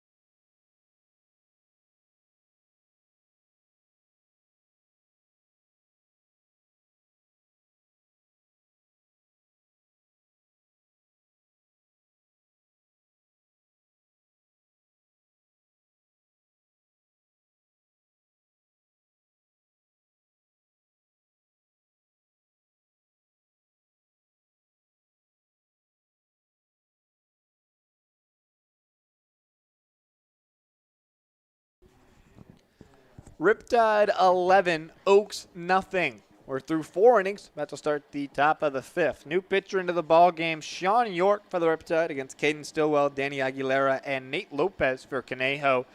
Riptide Baseball is supported by Fairmont Schools in San Juan Capistrano.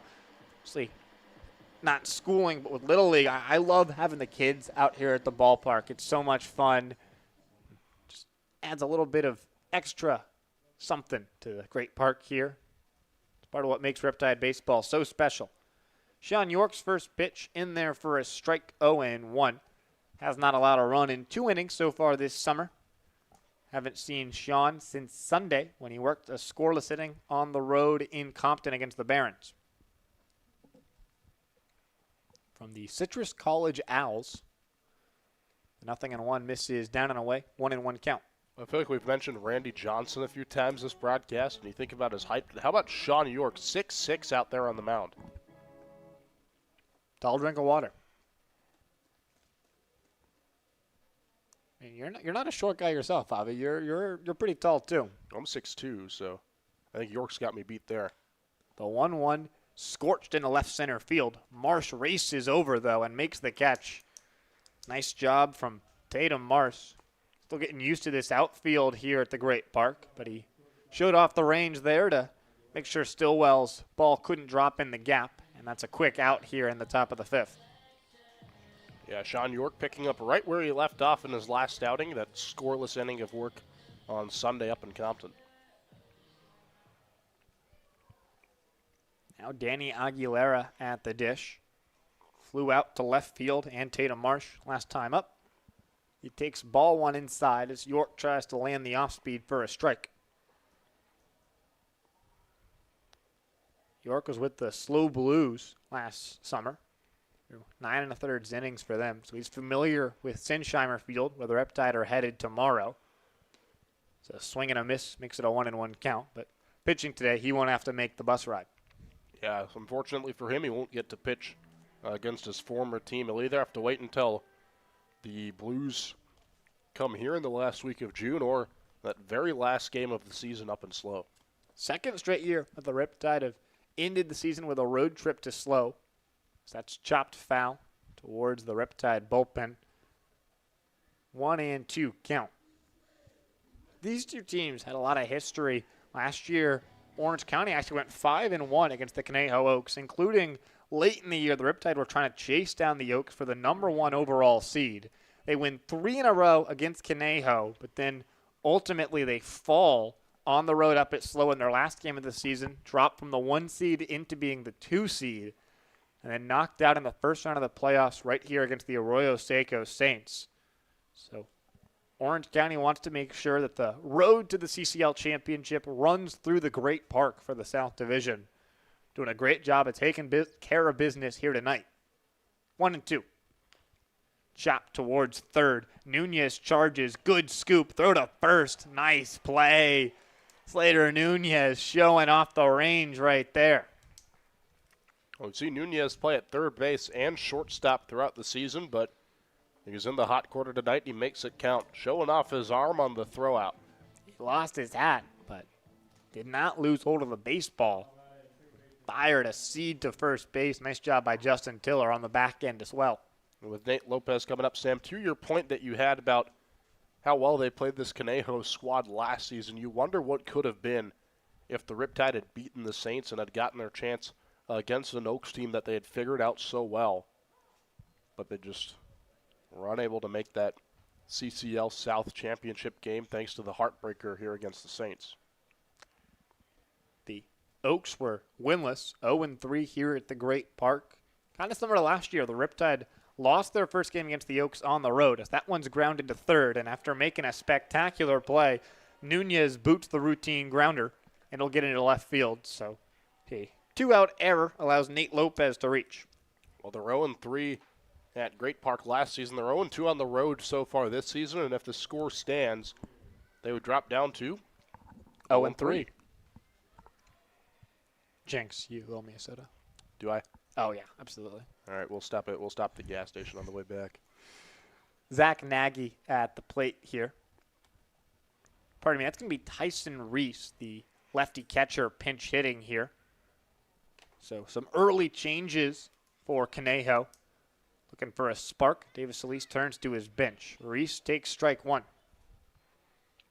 Well, you're down by 11 runs. Why not get some guys some opportunities to play that aren't starting today and maybe haven't seen some action in a while? Reese hitting just 100 so far this summer. Trying to get it going here. He's down in the count, 0-1. On a run first, Lopez. Outside, count evens up at 1-1.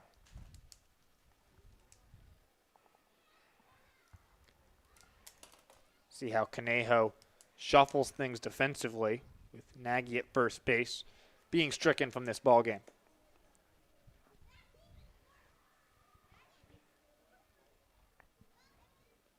That skips in the dirt and gets away from the catcher, Clouser. So Lopez, after reaching on an error, moves up another 90 feet on a wild pitch. It's interesting to see Nagy out of the game because he was really out there doing his job on the first inning with those pop-ups. He was really the only one doing his job in that inning, but I guess he's out of the game. So it's a 2-1 count here with the pinch hitter Reese. Now a runner in scoring position as the Oaks look to get on the board for the first time.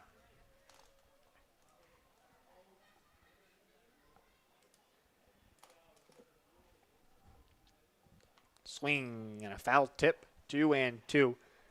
Not a ton of catchers who hit lefty. Of course, pretty rare to see a lefty throwing catcher. A couple can hit lefty, like a Cal Raleigh, of course, at the major league level. But Reese, a rare catcher who hits from the left side.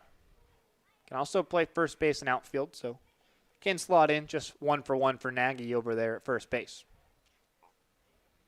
Well, Reese is a catcher and a San Francisco Giants fan, so no surprise that his favorite player growing up was Buster Posey. Former MVP, 2-2. Ooh, a nice off speed from York. Tickled the strike zone, but couldn't quite land it. 3-2 count. Of course, Posey was a righty, but you think of another lefty catcher, a great player, and a two-time MVP at the time of Buster Posey's playing, in Joe Mauer. Joe Mauer won 2 MVPs? Yes, he did. Wow. I thought Joe Mauer just only had 1. 3-2. Swing and a foul tip for strike 3. York works around the error. We're halfway through this one. Orange County's up 11-0. Avi Singh will have you the rest of the way on play-by-play when we come back.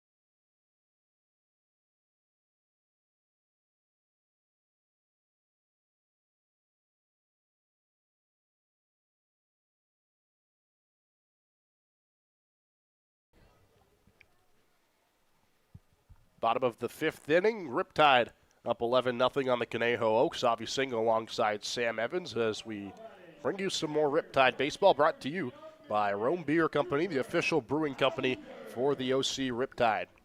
Cooper Clouser leads things off here against Landon Martin, who's in his second straight inning of work for the Oaks. He'll fire to Clouser and miss upstairs and high for ball 1. We talked about his interesting superstition of eating the El Pollo Loco burrito and listening to Joe Rogan before the game. Sam, do you have any pregame superstitions in your broadcasting? As Clouser hits one out to left field, and as he halts towards first and stays there, now you have time to answer my question. Yeah, I wouldn't necessarily say, a pregame superstition. I mean, I like to have a good meal. I think that helps me. I'm pretty, some would say, over attentive on my scorebook. I like to I write all the righties in black pen, all the lefties in blue pen, and all the switch hitters in a red pen. So I like to have that. I want to make sure the scorebook looks nice. It's probably the biggest thing for me that I keep an eye on. I was a little disappointed. I actually wrote Thomas Cernius, who's DHing and batting 8th for the Riptide. I originally wrote him in the number 7 spot in the lineup and had to scratch it out. So the perfect scorebook was erased before I could even get underway, really, tonight. For the Riptide, their scorebook has been perfection with the 11 runs put up on the board, so they could care less about that as Connor Barth is up with an 0-2 count. He swings at the 0-2 and lifts it out towards third. Stillwell just has the play at first, and he'll take it.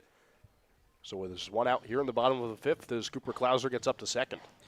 Yeah, I want the scorebook to look pretty so that when I take an aesthetic photo for my Instagram to look really cool, I can throw that in the summer dump. So I got to have at least one perfect scorebook this semester or this summer.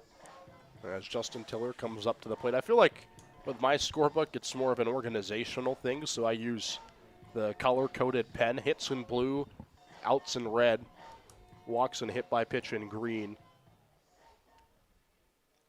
Just makes things a whole lot easier to keep track of, especially in a game like this where it's 11-0 and the Riptide batted around in the first inning, so you needed to make some extra space in the scorebook to accommodate that. Yeah, it wasn't just batting around. They sent 15 guys to the plate. I've scored a lot of baseball games. I'm not sure I've scored a 15-batter inning before. It was an unbelievable first inning from the Riptide as Tiller powers one out towards first. It's the new first baseman, Tyson Reese, who makes the grab and steps on the bag himself for out number 2, but not before Cooper Klauser gets over to third. Oh, you know what they say. You enter the ball game, the ball will find you. Didn't take long for Reese to be tested there. Tough play on the one-hopper from Tiller, but nice job there from the first baseman, and a rare highlight today for Conejo. It was the first time all day that Justin Tiller has been out at the plate. As Tatum Marsh comes up to bat, the newest member of the OC Riptide, he swings and misses at the first pitch he sees for a strike. Marsh got his first Riptide hit in his first plate appearance tonight on an RBI single. He smacks the 0-1 foul. It's an 0-2 count. Tatum Marsh, of course, at Stanford University. Hunter Harrington on the Riptide, fresh out of Cathedral Catholic High School. He's committed to play at Stanford as well. So a pair of future teammates in Marsh and Harrington. As Marsh takes the 0-2 outside.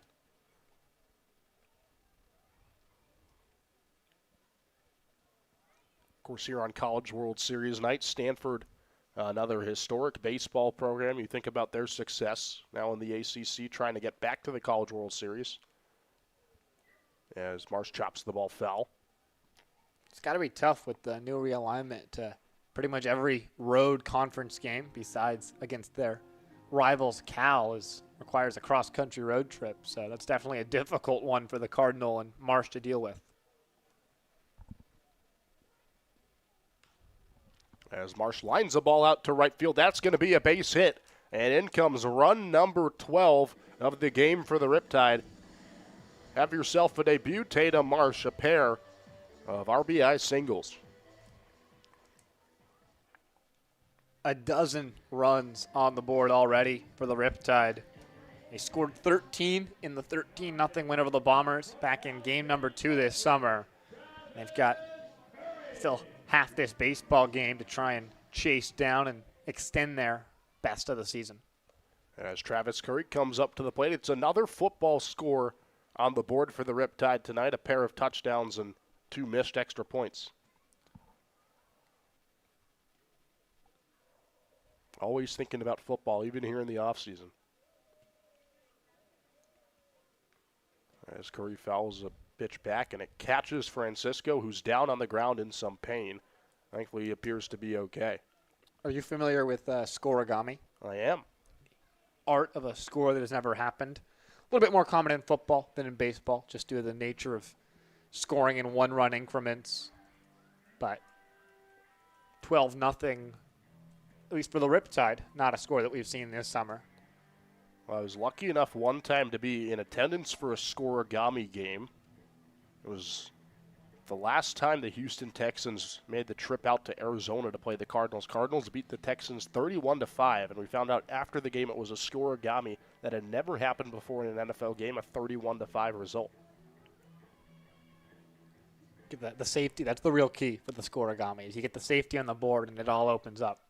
The question is, will the Riptide game here tonight end in a scoregami? It all depends on how many runs are put up on the board through these last few innings. As the strikeout is called on Travis Curry, who goes down looking, but the Riptide strike for another run thanks to Tatum Marsh's second RBI single of the night. It is 12-0. Yes, 12-0 Riptide. We head to the top of the sixth.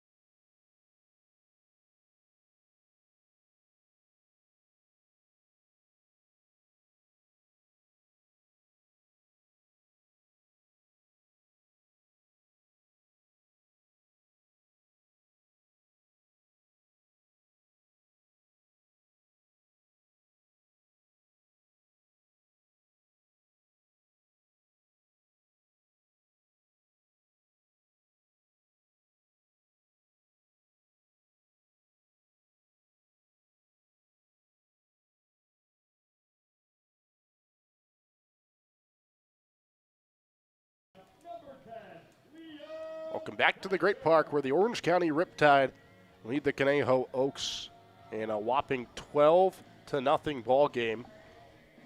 Riptide Baseball is brought to you by Sign Design, who proudly supports Riptide Baseball.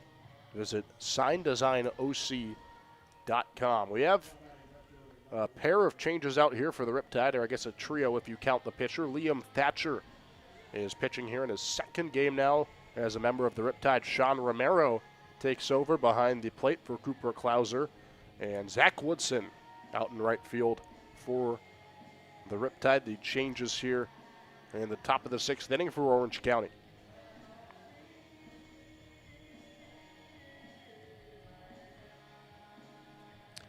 Nice to see Liam Thatcher back here for the Riptide. He's only made one appearance this summer. Didn't allow a run in that game. Was 6 days ago, back on Saturday against the Arroyo Seco Saints. He had a little bit of trouble with control. Only walked one, but it was a little bit difficult for him to find the strike zone at times. Great opportunity here in a low leverage situation to settle down a little bit and put up a good inning. We'll take on the top of the Oaks order, Contreras, Francisco, and Melly. And usually when Brandon Contreras is up to bat, it's an at-bat that you need to be rather cautious about. But, of course, with a 12-run lead that the Riptide have, you can go any way you want here against one of the hottest hitters in the CCL. As Thatcher starts his day with a fastball outside. Just an inning of work for Sean York. A clean inning it was. A single given up, but a strikeout as well.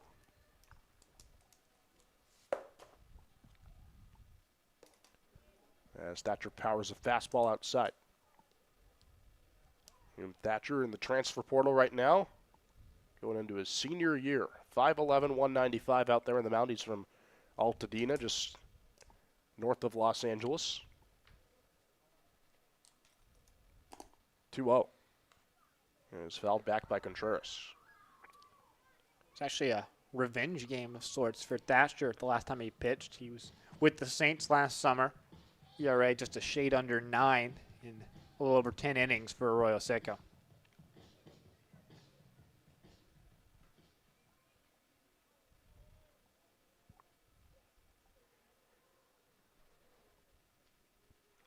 Two one.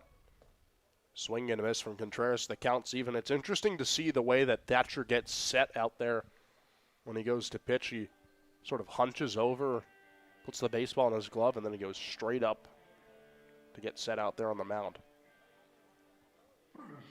A little less extreme version of the famous Craig Kimbrell lean with the arms out.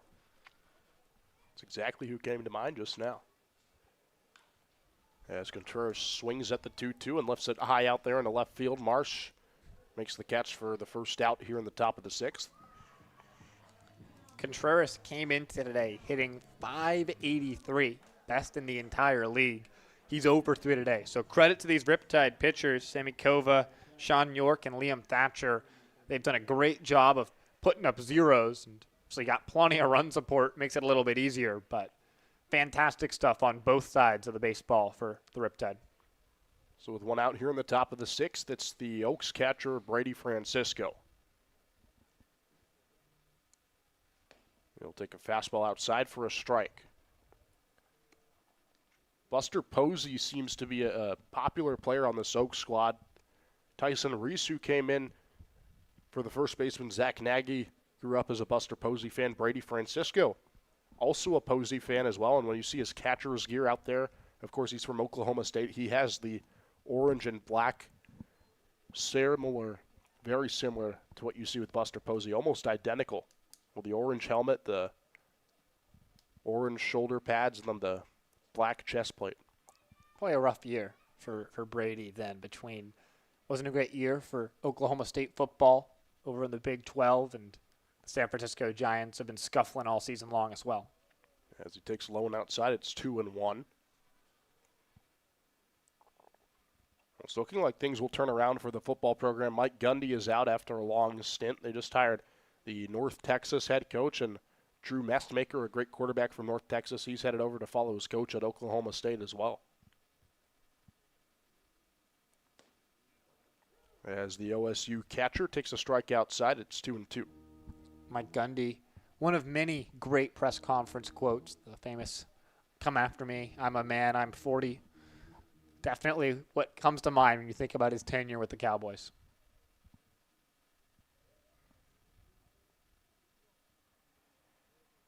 Two and two. Pitch misses outside. It's a full count to the Oklahoma State Cowboy Francisco. Played in 20 games this past season for the Cowboys at 271. Or rather 241, just 7 hits on the season. As he pops the ball over the Oaks dugout at first base.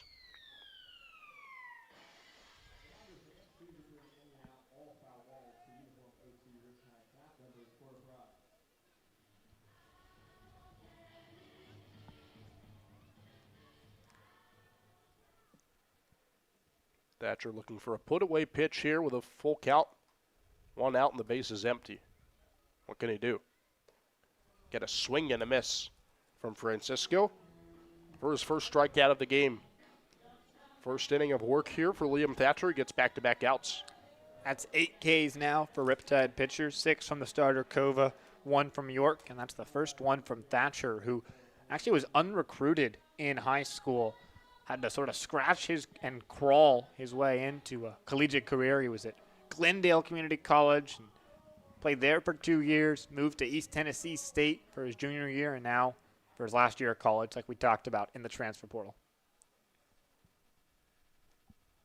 So Francisco goes down swinging, and here's Owen Melly, who's 2 for 2 on the day with a pair of singles.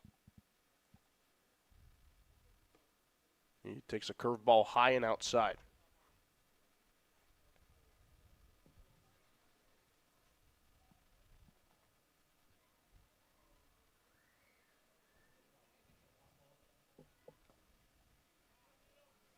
Swing and a miss there. It's 1-1. Melly, of course, playing baseball here with the Oaks. He's at Cal Poly up in San Luis Obispo, where the Riptide will play tomorrow. As he skies the 1-1 out towards right field. Woodson, the new right fielder, has to hustle all the way in, and the man that they nicknamed Woody makes the catch for out number 3. So it's 3 up, 3 down for Liam Thatcher in his first inning out of the bullpen. Riptide come up to bat when we head to the bottom of the 6th. 12-0 to score here in Irvine.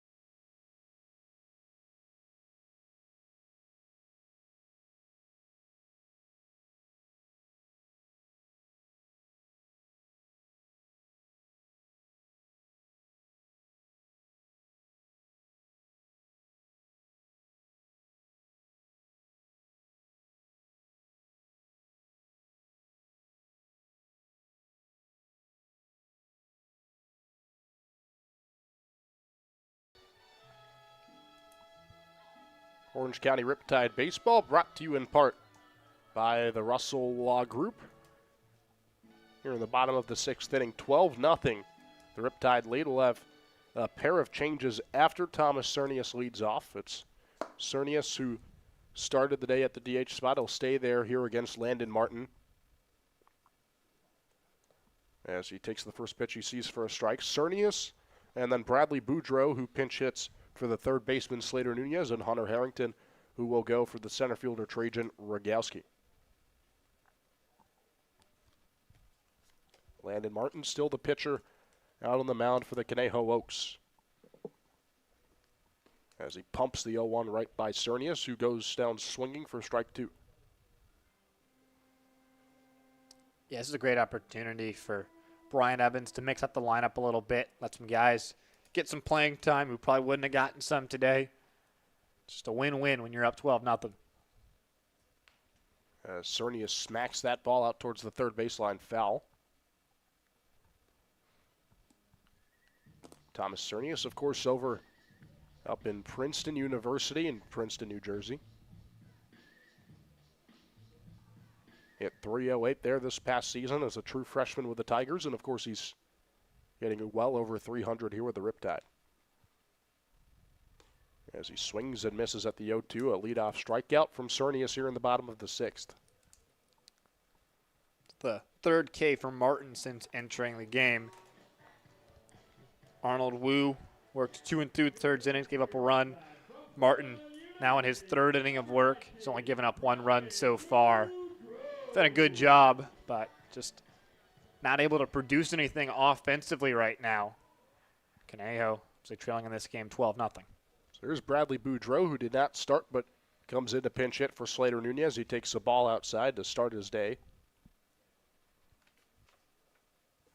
Boudreau had a good outing in the exhibition match last night, the long non-league game against the Malibu Marlins. Had a pair of knocks, including an RBI single. Of course, those stats won't count since it was a non-league game. It was a good outing for Boudreau nonetheless. It was a good day for Boudreau last time he played in the league as well. He went 1 for 3, had an RBI and a walk against Arroyo Seco back on Wednesday. As he awaits the 1-1. Taken low and inside for a ball. Boudreaux up in Fordham University. Did not play with the Rams this past season.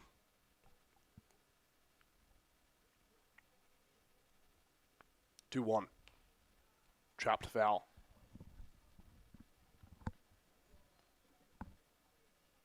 I've talked about this a little bit with Aiden Pham, who's over on radio today for us here at the Riptide. Do you think you can tell Bradley Boudreaux and Dennis Fitzpatrick apart?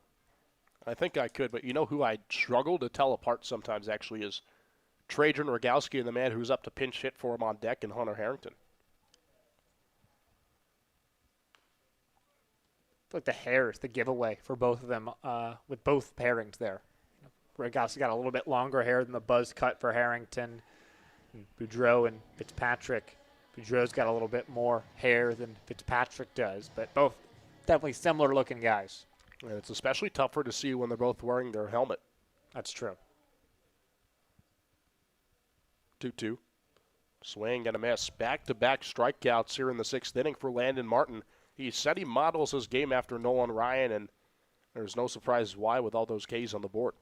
He struck out Curry looking to end the fifth inning as well, so it's 3 straight punchies for Martin.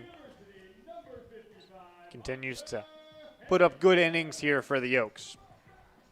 Well, Tatum Marsh, who starts in left field tonight for the Riptide, is over at Stanford University, and Hunter Harrington, who's pinch hitting here for Trajan Rogowski, will join him there next year as he takes inside to begin his day. Harrington's played well through 4 games with the Riptide, a .385 average, 5 hits, 2 RBIs.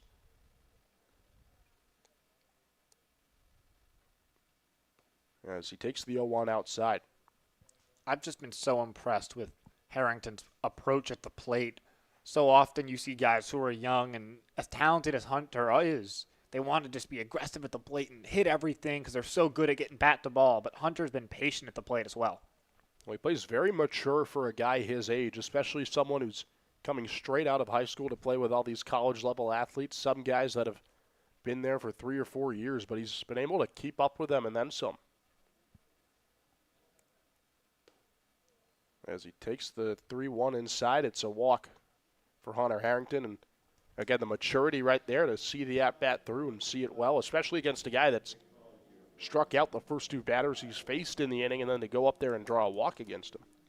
Yeah, and it's easy to maybe be less disciplined at the plate up 12 runs in a game than if it's competitive, but the best hitters have the same approach at all times. They stay locked in and ready to go. So nice job there for Hunter with the 2-out walk. Get the inning to Zach Woodson, another guy who's taking his first at-bat of the day here with the Riptide. Woodson, of course, came in as a defensive substitution for Jarrett Sable in the 5th inning, who started the day in right field, and he takes outside to begin his at-bat.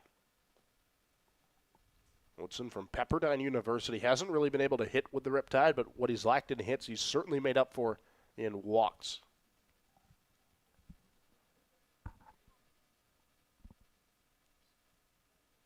Had some nice swings yesterday against the Malibu Marlins as well.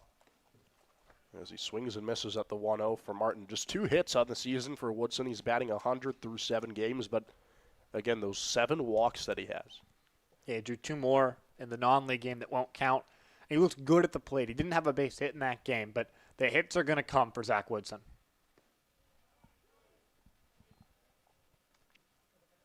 Zach Woodson, they affectionately call him Woody, as Riptide teammates do. And, of course, speaking of Woody, Toy Story 5 just came out. Got the opportunity to go see it last night after the game. Great movie. Highly recommend. We'll have to come check it out. 1-2. Woody takes outside. I know you go to a lot of movies with you an AMC Stubbs A-lister. Is that your official title? Or? Well, usually I'm a Regal guy, but there isn't a Regal close to where we are here. So I've had to go AMC for the summer. As Woodson swings and gets his 3rd hit of the season as he lifts it over the head of Nate Lopez at second base. Harrington hustles over to third. He's in there standing. Zach Woodson slides in safely. It's a double for Zach Woodson. His third hit of the season, his first extra base knock of the year. That is so good to see. Zach Woodson, nice guy. He's had a smile on his face every single day coming to the ballpark, even though I'm sure internally he must have been so frustrated. He'd been having good plate appearances, good at-bats, not getting the results he was looking for. Just lifts one into the right center field gap. He wasn't satisfied with a single. He was hustling for the double, and he got it. Just so happy for Zach Woodson. Hopefully that's the knock that gets him going, and he can just be the best version of himself for the rest of the summer. Well, Sheriff Woody announces his presence with the extra base knock, and up steps his former Pepperdine teammate, Sean Romero, who takes a strike outside. Romero, like Woodson, came in the last inning as a defensive substitution for Cooper Klauser, who started the day behind the dish.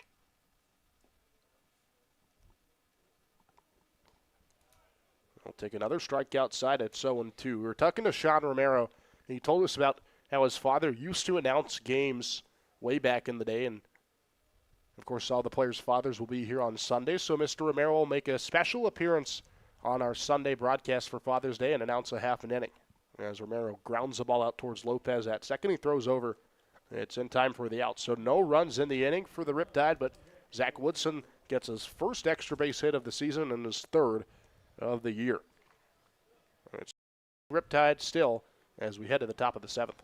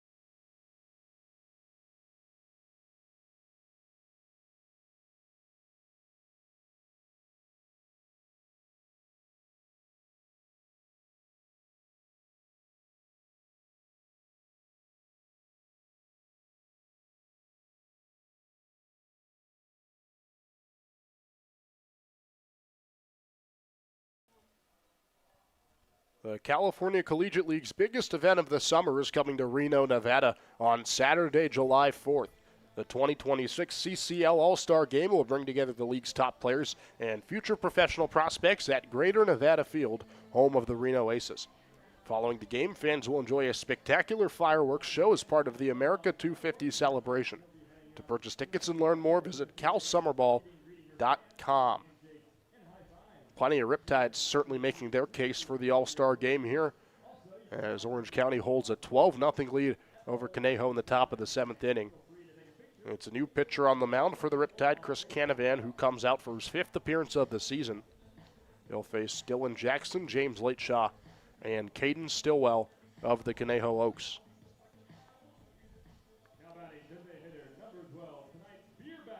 It's been a few solid outings for Chris Canavan, a 2.25 ERA in 4 innings of work. 2 hits, just 1 run given up on the year, a walk, 2 strikeouts, and a save. Hoping to continue the string of great Riptide pitching. So 6 scoreless innings so far from Orange County. As Canavan begins his outing with a strike. It was just an inning of work for Liam Thatcher, who had a clean inning, a strikeout as well.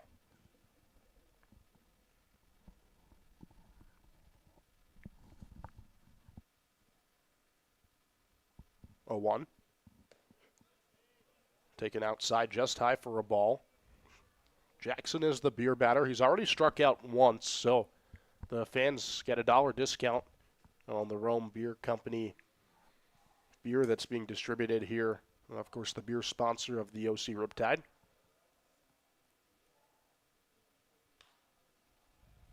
As Jackson lifts the ball out to right field, Woodson has to run all the way over to make the catch. So no more discounts on the beer, but Jackson goes down for the first out here in the top of the 7th. Nice job there. Second straight time that Woodson's had to charge in for a lazy fly ball as he retired Nelly in the top of the 6th inning. So here's James Latshaw, who's one of two-way players for the Conejo Oaks. 0 for 2 on the night. He reached on a fielder's choice and struck out. And you wonder if either of these guys, Latshaw or Caden Stillwell, who's on deck, will get a chance to pitch later in the game with how it's gone. If they're taking volunteers, I'm happy to oblige. I'd throw some batting practice.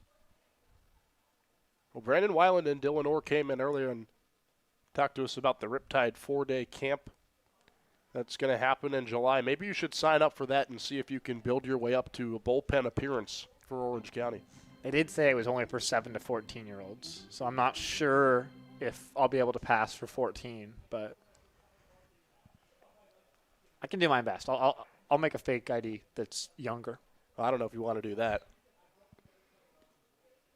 I think there's more legal ways of getting into that summer camp. Perhaps. I mean, I can work with the Russell Law Group to figure those out. There you go. Look at us with our seamless integration.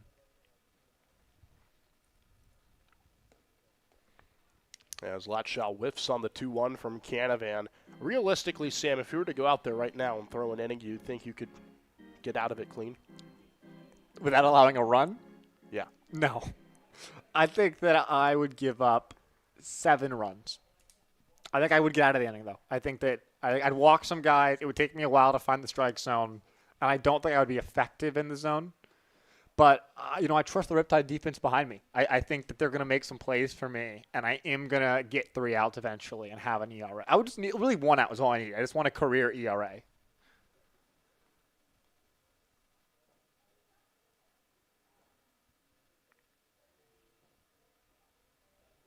Full count payoff from Canavan is inside for a walk. So it's a 1-out walk here in the top of the 7th to James Latshaw. And that'll bring up his other two-way counterpart in Caden Stillwell. Because, I never played Little League growing up. So I've never really played a competitive baseball game. And I've played, with my friends, and, yard games and, Sandlot-esque style stuff. But I've never really got out in there, thrown on the uniform, laced up the cleats, towed the rubber, and tried to get guys out with serious, if you're playing with your friends, you're sort of lobbing it in there. It's sort of BP for everybody. But I'd want to be competitive on the mound for sure.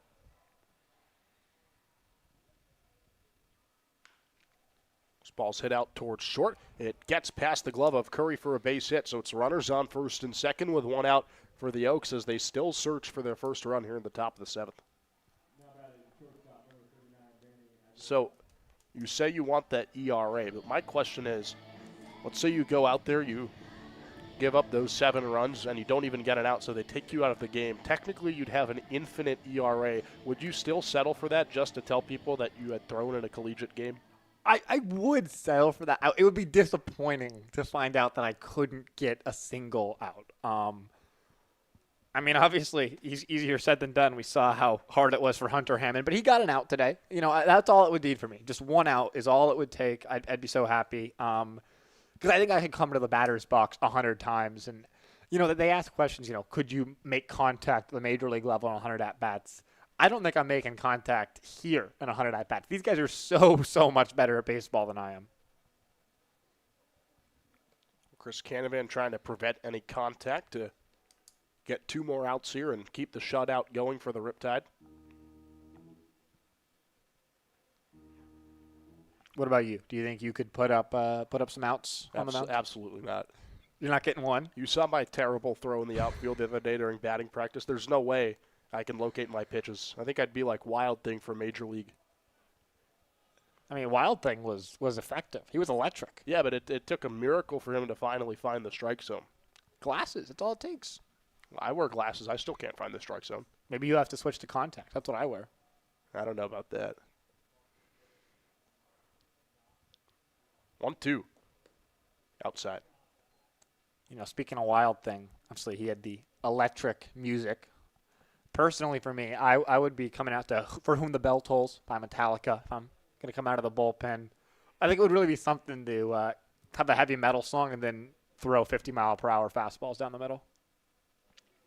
As Cranavan throws a wild pitch that gets away from Romero, so both runners will advance in scoring position. And maybe Chris Canavan should have chosen some heavy metal for his walk-up music, his warm-up music, because they were trying to locate him and see what he wanted for his warm-up song, and he told them, I honestly don't care what you throw on. You got to be careful with giving the press box that kind of power, because the next thing you know, you'll be walking out who knows what. We've heard Disney music throughout the season. We've heard a myriad of other things. As Canavan gets a much-needed strikeout here on Aguilera. Looking to keep those runners at second and third and continue the shutout that Riptide pitchers have put together. 4 solid frames from Sammy Kova, and then an inning of work from Sean York and an inning from Liam Thatcher. And now it's Canavan's turn to pick up what they've started.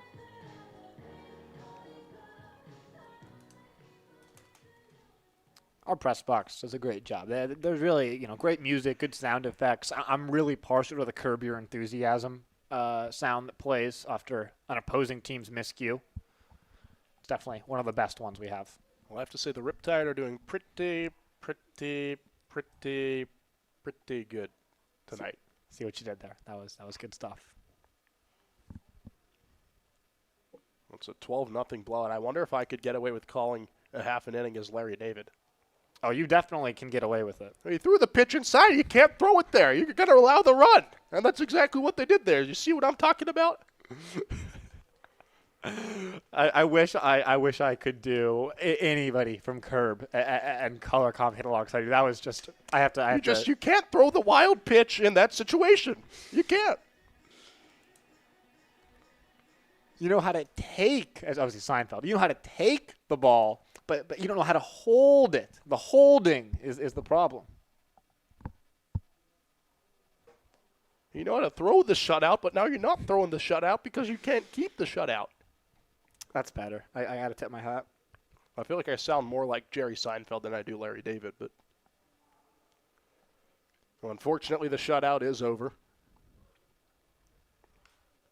As this ball smacked out towards center field. That's going to drop for Lopez, and the second run of the game comes in as Lopez hustles out towards second.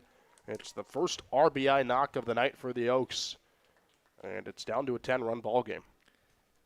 Yeah, that ball got away a little bit there from Hunter Harrington in center field, allowed Lopez to move up an extra 90 feet. And the Oaks are cutting into this one a little bit, but still pretty comfy right now for the Riptide.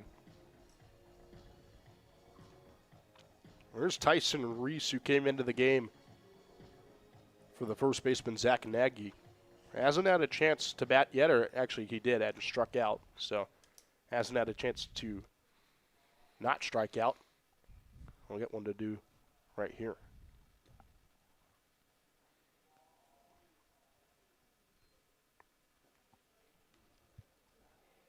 Yeah, Canavan obviously pitching with a big lead right now.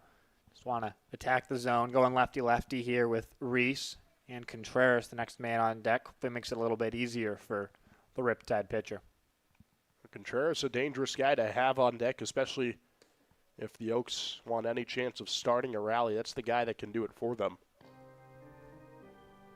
So if you can limit the damage here and force Contreras to come up in the next inning with the bases empty, that would be huge in protecting this already insurmountable 10-run lead.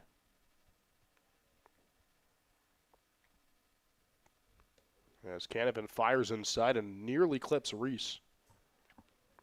Since the first inning, great 2-2 ball game, back and forth. But the 10-run first inning from the Riptide certainly has changed how this ball game will be remembered.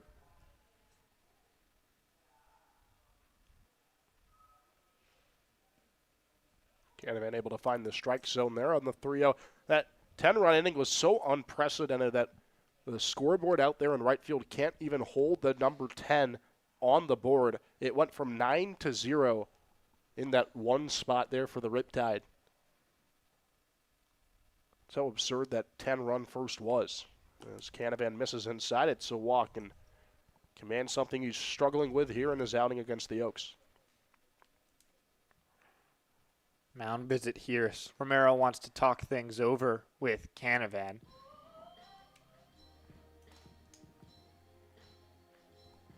We'll take you around the CCL.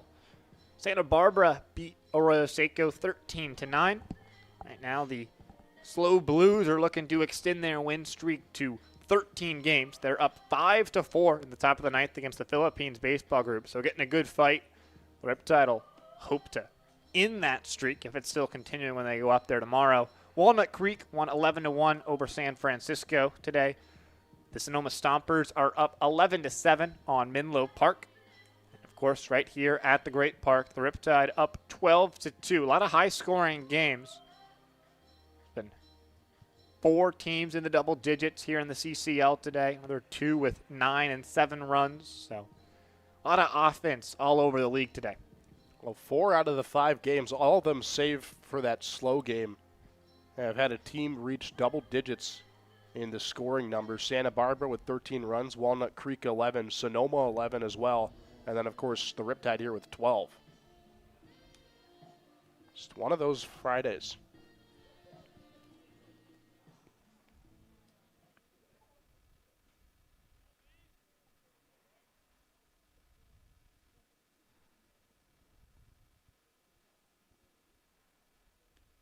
Canavan fires way outside, and he's still looking to adjust his command here, having already given up those 2 runs here in the top of the 7th. Yeah, first Riptide pitcher to have any sort of trouble today. But if you're going to pick an outing to struggle in, doing it when you're up by 10 runs is probably the right time to do it. Able to find the strike zone there. Well, for as good of a hitter as Brandon Contreras has been this season for the Oaks, he's been quiet tonight. Riptide have kept him at 0 for 3, 2 flyouts and a strikeout. Canavan looking to make it 0 for 4. As he fires inside, Contreras moves away, but that was well inside the zone for a strike. That was a nasty slider, and that reminds me the last time that I stood in the batter's box against a collegiate pitcher, they showed me a slider, and I bailed out, and it was right down the middle. And it was to a Division III college pitcher, Ewan Fitzpatrick, who worked here with the Riptide last summer. So I think these guys would make me look very, very silly in the plate. Everybody clap your hands. Come on, y'all. Canavan looking to put a close to this top of the 7th and allow just the 2 runs. Can he do it here? No, he cannot.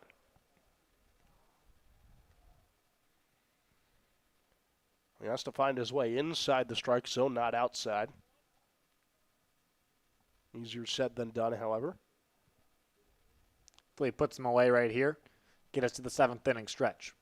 Went for the slider back-to-back. Can he locate it here? Hit out towards first. A roller out there as it's an unassisted play at first base. And the inning comes to a close as Justin Tiller puts it to rest. But 2 runs finally come on the board for the Oaks. It's a 10-run ball game, and it's time to take a much-needed stretch here at Great Park.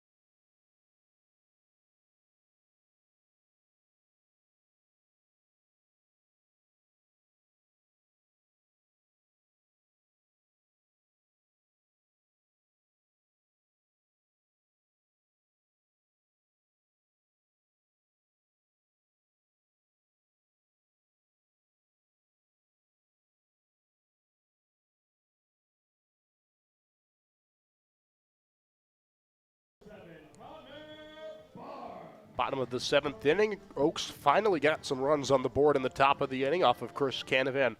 Riptide back up to bat. They look to extend their lead back to 12 or more. New pitcher for Conejo is Braden Lowe. Submarine Army deals. Pitch misses high to Connor Barth. Barth, Tiller, and Marsh due up for the Riptide. 3 of just 5 starters that are still in the game for Orange County here late. As Barth hits a high pop-up out towards first base. That's going to trickle foul over the Oaks dugout.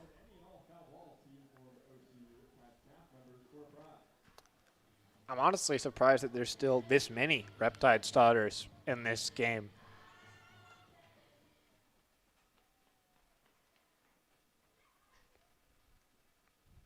It could be conserving some other players for the game tomorrow in San Luis Obispo. Of course, that long 4 or 5 hour bus ride up to SLO.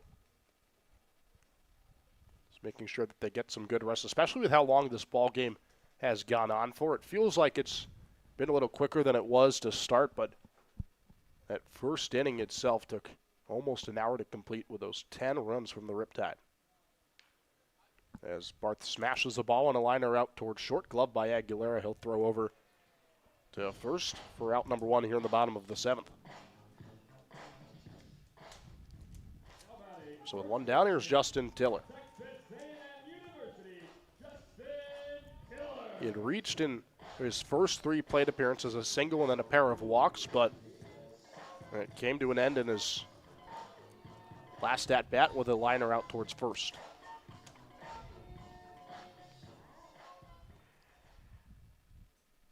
Future Texas A&M Aggie, Justin Tiller.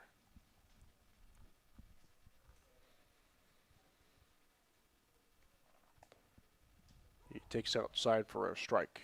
Here on College World Series night, talked about Texas A&M. They had a great SEC regular season, but then they had to play USC in the regionals, and they went down in College Station.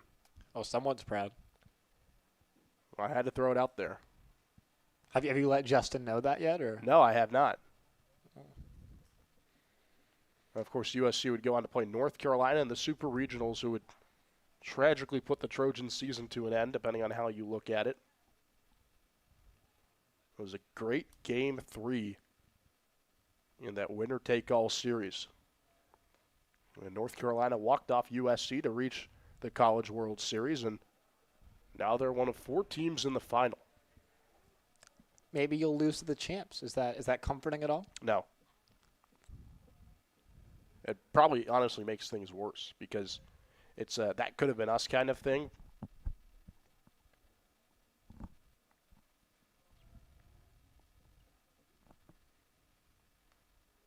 Our general manager here at the Riptide, David Lamb from Oklahoma, sporting the Sooners jersey. They'll take on UNC tomorrow. It's the start of the championship. They finally made it all the way to the last 3 games set in Omaha. North Carolina took down West Virginia in the semis. Oklahoma took down Georgia in an SEC battle. So unranked Oklahoma and number 5 North Carolina will square off in a best-of-3 series as Tiller is plunked by the pitch and he appears to be in some pain. It looks like that caught a piece of his left hand. Yeah, not a lot of meat and muscle there to protect you. A lot of bone there for Justin Tiller. He's shaking that hand out a little bit, but looks like he's going to be okay to continue in this game. Wouldn't shock me, though, if the Riptide pulled him just for precautionary reasons, especially with a 10-run lead. You got Landry Stamps on the bench who can play first base, but he's gesturing that he's A-okay to continue. As Tatum Marsh comes up to bat with Tiller at first. Tiller has now reached in 3 of the 4 possible ways you can get on base. He has a hit, a walk, a hit by pitch. He is just missing the reach on an error. I guess there's 5 ways you could throw fielder's choice in there as well if you want to count that.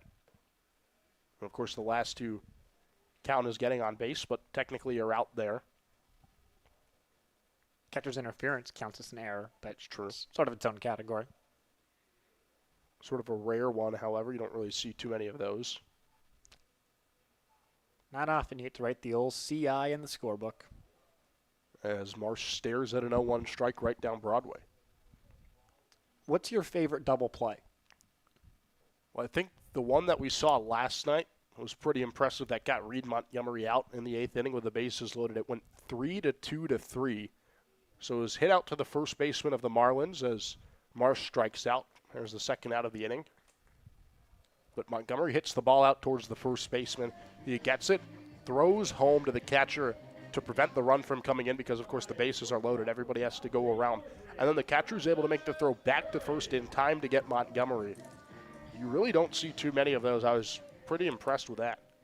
I like that. That's a good one. I'm going to go 3-6-1. I like when the pitcher has to come over to cover for the first baseman. But I think, those plays where it feels like everyone's helping out are a lot of fun. As the side armor, Brendan Lowe, looks to get out of the inning. He fires a strike to Travis Curry, who's 1 for 3 on the day. He has that single, but he struck out in all 3 of his other plate appearances.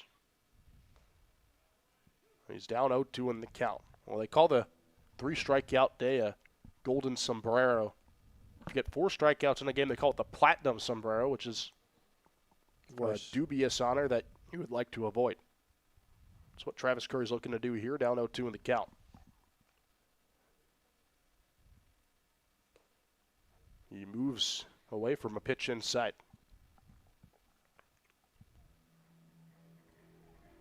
Platinum is cool, though.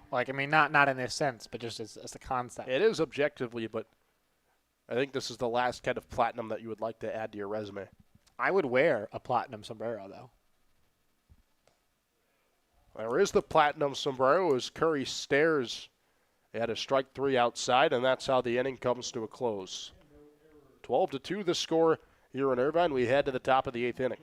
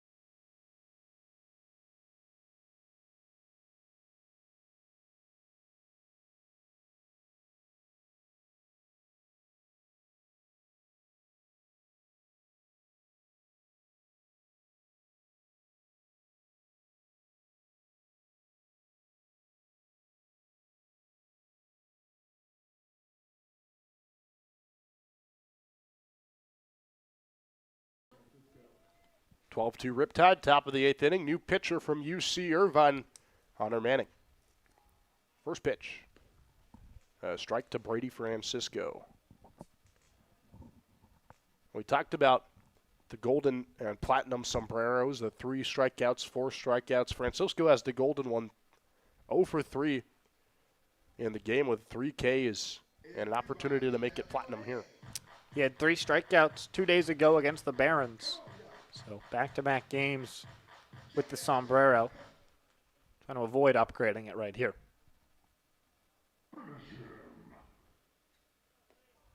Hunter Manning looking to finish off Brady Francisco, the first batter he's facing in this game. And Francisco pops the ball up, out of play to stay alive.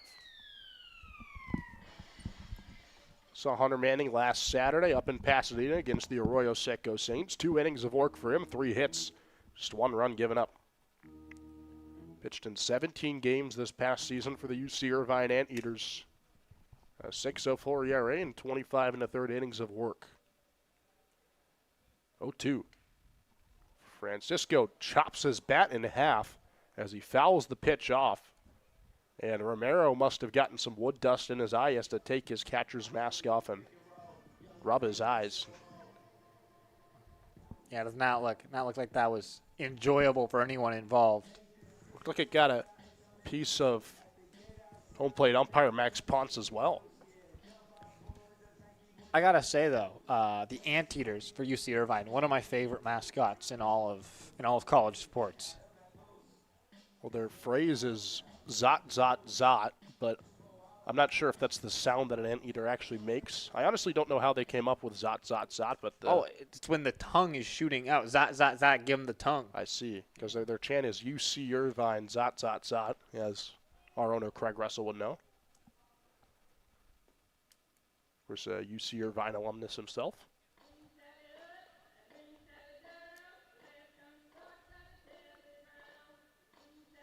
I'm told that UC Irvine baseball has the best concessions in college baseball, or at least here in Southern California. Do they serve Anteater? I would hope not. That would be a terrible meat to serve. How do you as know? Francisco chops the ball back and stays alive. I feel like an anteater would be the last thing on anybody's plate. I mean, it wouldn't be the last thing I guess, but like, would you rather eat an anteater or a pile of garbage? You know what? We needed an anteater at our apartment yesterday because you had that ant infestation in your room, and an anteater would have come in clutch there, but unfortunately you'll only find them in South America. So. Yeah, we're not sponsored by Raid, but Raid was fantastic. I was chemical warfare, violating the Geneva Convention, all over those ants. As Hunter Manning strikes out, first batter he sees of the day, and Brady Francisco for the first out here in the top of the 8th inning. And there's that platinum sombrero for Brady. Yeah, 4 Ks. Unlike Travis Curry, there's no base hit to hang the hat on. So rough day for the backstop for Conejo. Sort of encapsulates the entire ball game for the Oaks. As Manning fires an outside pitch. Owen Melly at bat here for the Oaks. He's 2 for 3 on the day with a pair of singles. Responsible for 2 of just the 4 hits that the Oaks have on the board as he takes a strike outside. Well, the other 2 hits both came an inning ago in the 7th. So for the first 6 innings, Melly was the only thing separating the Riptide from having a no-hitter going. As he smashes the 1-1 high into the air out towards right field, Woodson and Bart, the second baseman, give chase. It's the right fielder Woodson who makes the catch for the second out. So it's 2 up, 2 down here for Hunter Manning in the 8th. That's the 3rd time since coming into this game in the 6th inning that Woodson's really had to get on his horse for a shallow fly ball. Nice job for him out there and making some nice plays. Here's the DH Dylan Jackson, 0 for 2 on the day with a walk. The last time Hunter Manning pitched at home and you and I were on TV, we talked about how he has the ability to dunk a basketball. A guy that stands out at 6'5" on the mound. That's the only thing he can do. He can juggle, too, so he's very talented, both on and off the baseball field. I haven't really gotten to ask Hunter about the juggling yet, but I'm gonna have to ask because I'm intrigued. He also enjoys golfing and fishing, and I feel like every time I think of fishing now, I have to think of Tommy McGuire and Dylan Orr because it seems like every time we talk to somebody about them, the first thing they bring up is how much those two love fishing. As this ball is skied all the way out into the air towards right once again. Another play for Woodson, and he makes the catch for back-to-back outs. And 3 straight outs here in the 8th inning for Hunter Manning. A 1-2-3 out first inning of work out of the bullpen for the Anteater Hunter Manning. We head to the bottom of the 8th, 12-2, Orange County.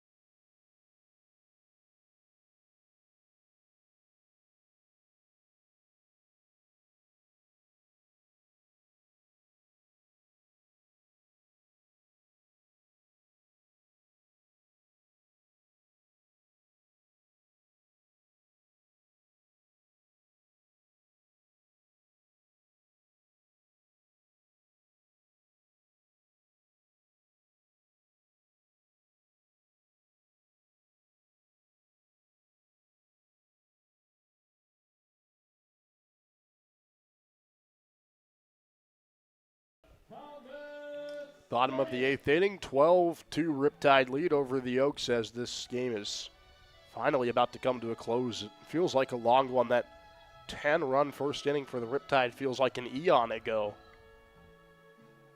It's been a long night of baseball. The Riptide look to cap things off in style as they're up to bat for what could be the last time. Thomas Cernius leads things off against the Submariner. Braden Lau is out for his second inning of work. Cernius swings at the first pitch he sees and lifts it up to the backstop. Francisco, who makes the catch for out number 1. So it's 1 pitch and 1 out here in the 8th for Braden Lau. Yeah, really nice job from these Oaks pitchers coming out of the bullpen, giving their team some length and an ability to hang in there, stay in games. But just hasn't really mattered since the Oaks offense never got out of first gear against the Riptide. Here's Bradley Boudreau, one of 4 players in the game that have come in as a substitution for the Riptide. 0 for 1 on the day with a strikeout. He takes a strike inside. That's 0-1. Well, you and I watched the USA game earlier. They bested Australia 2-0 up in Seattle.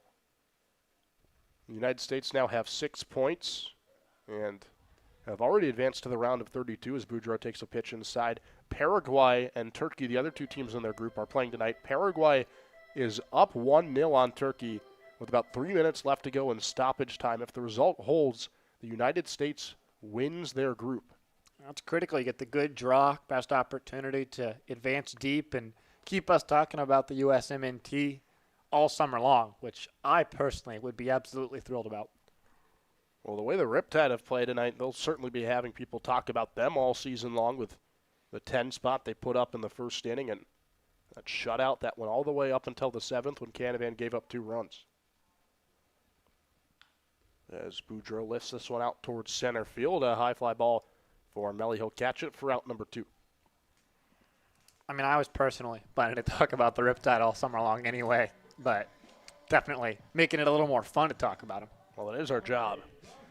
You know, I like to think of it as it's not a job because it's so much fun that we get to come to the ballpark every single day. And if you do what you love, you never work a day in your life, obviously.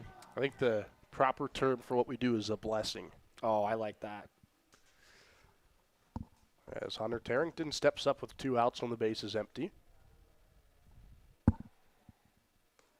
He'll take a strike inside, or rather outside, from Braden Lau. It was that funky submarine delivery. You don't see too many of those guys. Of course, Chris Canavan, who we saw earlier, has a similar delivery, but he's a taller presence out there than Lau is. Lau pitches outside for strike 2. His pronunciation is low, but sometimes it trips me up because, of course, in the MLB, there was Nate Lau and Josh Lau, or I guess they're Lowe, and then there's Brendan Lau, who's Lau, but they're all spelled Lowe. So there's 2 Lows and a Lau, all with the same last name in the MLB. And so we see Braden here on the mound. You think, is he Lowe or is he Lau? But he's a Lowe. As you shake your head, questioning every word that has just come out of my mouth. No matter how you say it, it works out. A little bit of Loweception here. As Lowe looks for a 1-2-3 out inning.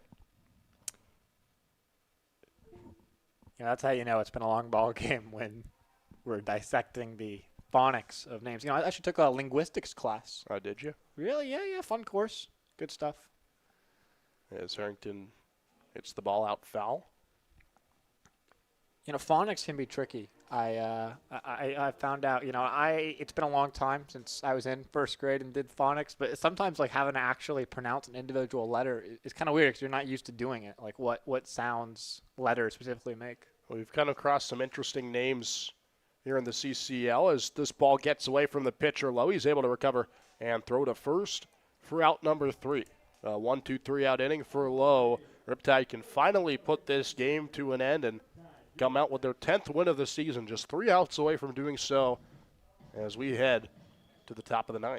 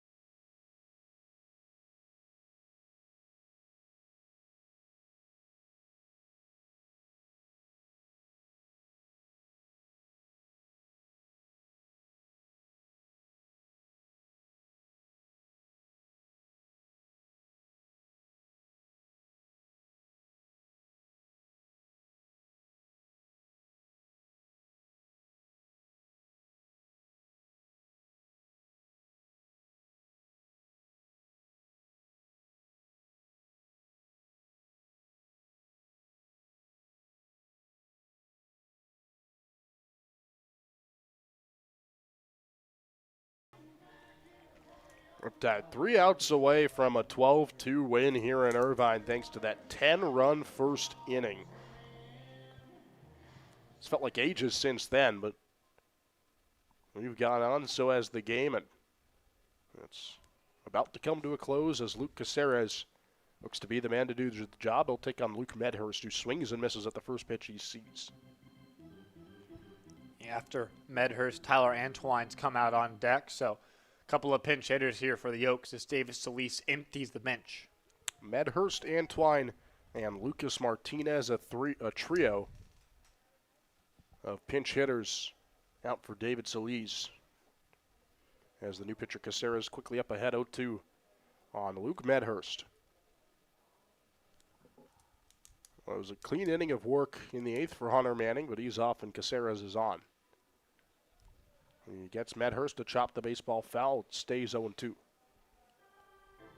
Medhurst, both a pitcher and a hitter for the Oaks. He's made 3 appearances on the mound, 7 games in a non-pitcher position.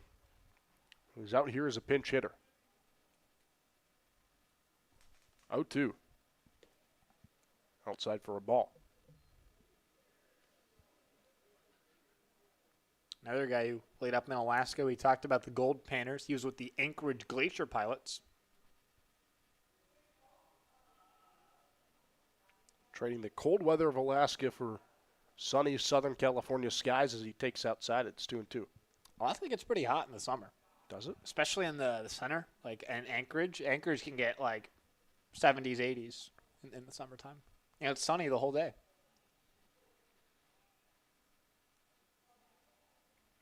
2-2. Outside called strike 3.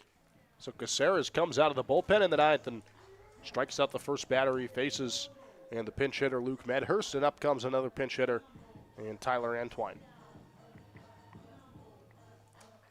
Looks like Lucas Martinov has come out on deck in place of Danny Aguilera. So he'll be the 3rd pinch hitter up here for the Oaks after Antwine.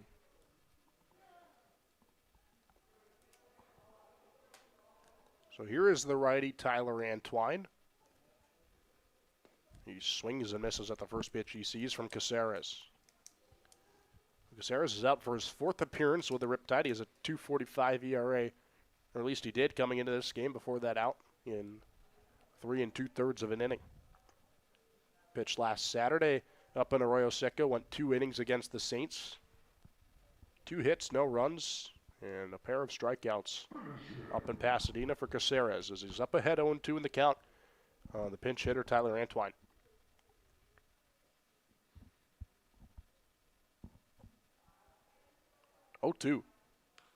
Antwine grounds it right out to the mound, into the glove of Caceres, the flip, and the Riptide 1 out away from a 12-2 statement win against these Conejo Oaks. Big statement for the Riptide, letting the rest of the CCL South know that they're here to play all summer long. Just a dominant outing from start to finish. And we've seen the Riptide put up some big wins this year. Had the 13-0 win over the Bombers and 16-2 over the Arroyo Seco Saints. But those are 2 teams that both finished below 500 last year. To blow out the 2-time defending league champs like this is just, it's another level. As Luke Martinov is the last pinch hitter, he takes a strike inside. Well, they've already beaten the typical CCL South regular season champions in Santa Barbara, who of course are not eligible for the postseason, and now 1 out away from a win against the back-to-back champion Conejo Oaks. Extending, will turn a 2.5 game lead over the Oaks into a 3.5 game lead for that critical first round bye. Makes everything so much easier. You get to play the South Game Championship at home as well. As this one's hit out towards the glove of Curry at short, who's unable to field it, and it's a 2-out single for the pinch hitter Lucas Martinov. Next pinch hitter, Grant Rodriguez. So 4 already in the innings. The bench gets emptied for the Conejo Oaks. So here is Grant Rodriguez, who's the last hope tonight for the Oaks, down by 10 runs.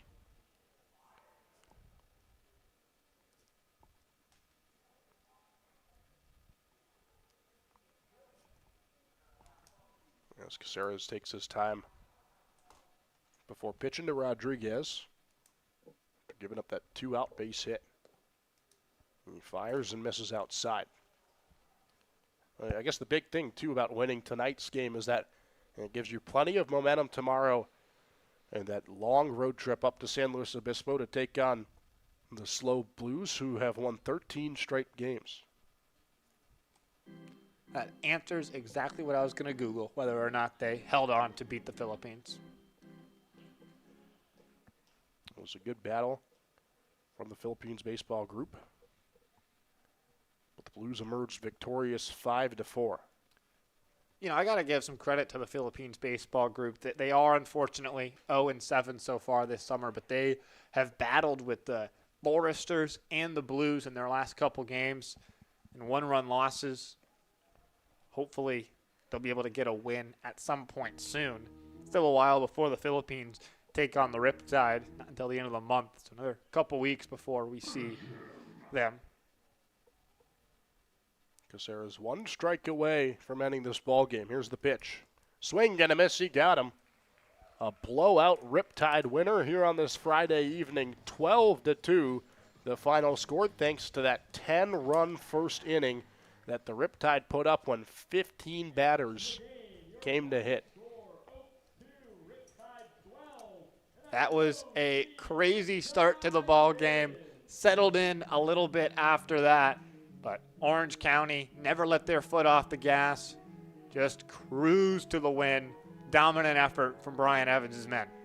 I'd ask you for a player of the game, but I think tonight the nod has to go to the entire team. Yeah, if there's not a way to pick any guy. Sammy Kova was awesome to start the ball game. Everybody, with the exception of Chris Canavan, was able to put up zeros out of the bullpen, so they were all fantastic. On the hitting side of things, it just felt like it was a complete and total team effort. You don't score 10 runs in an inning without it coming from everyone. Just a fantastic effort for the Riptide.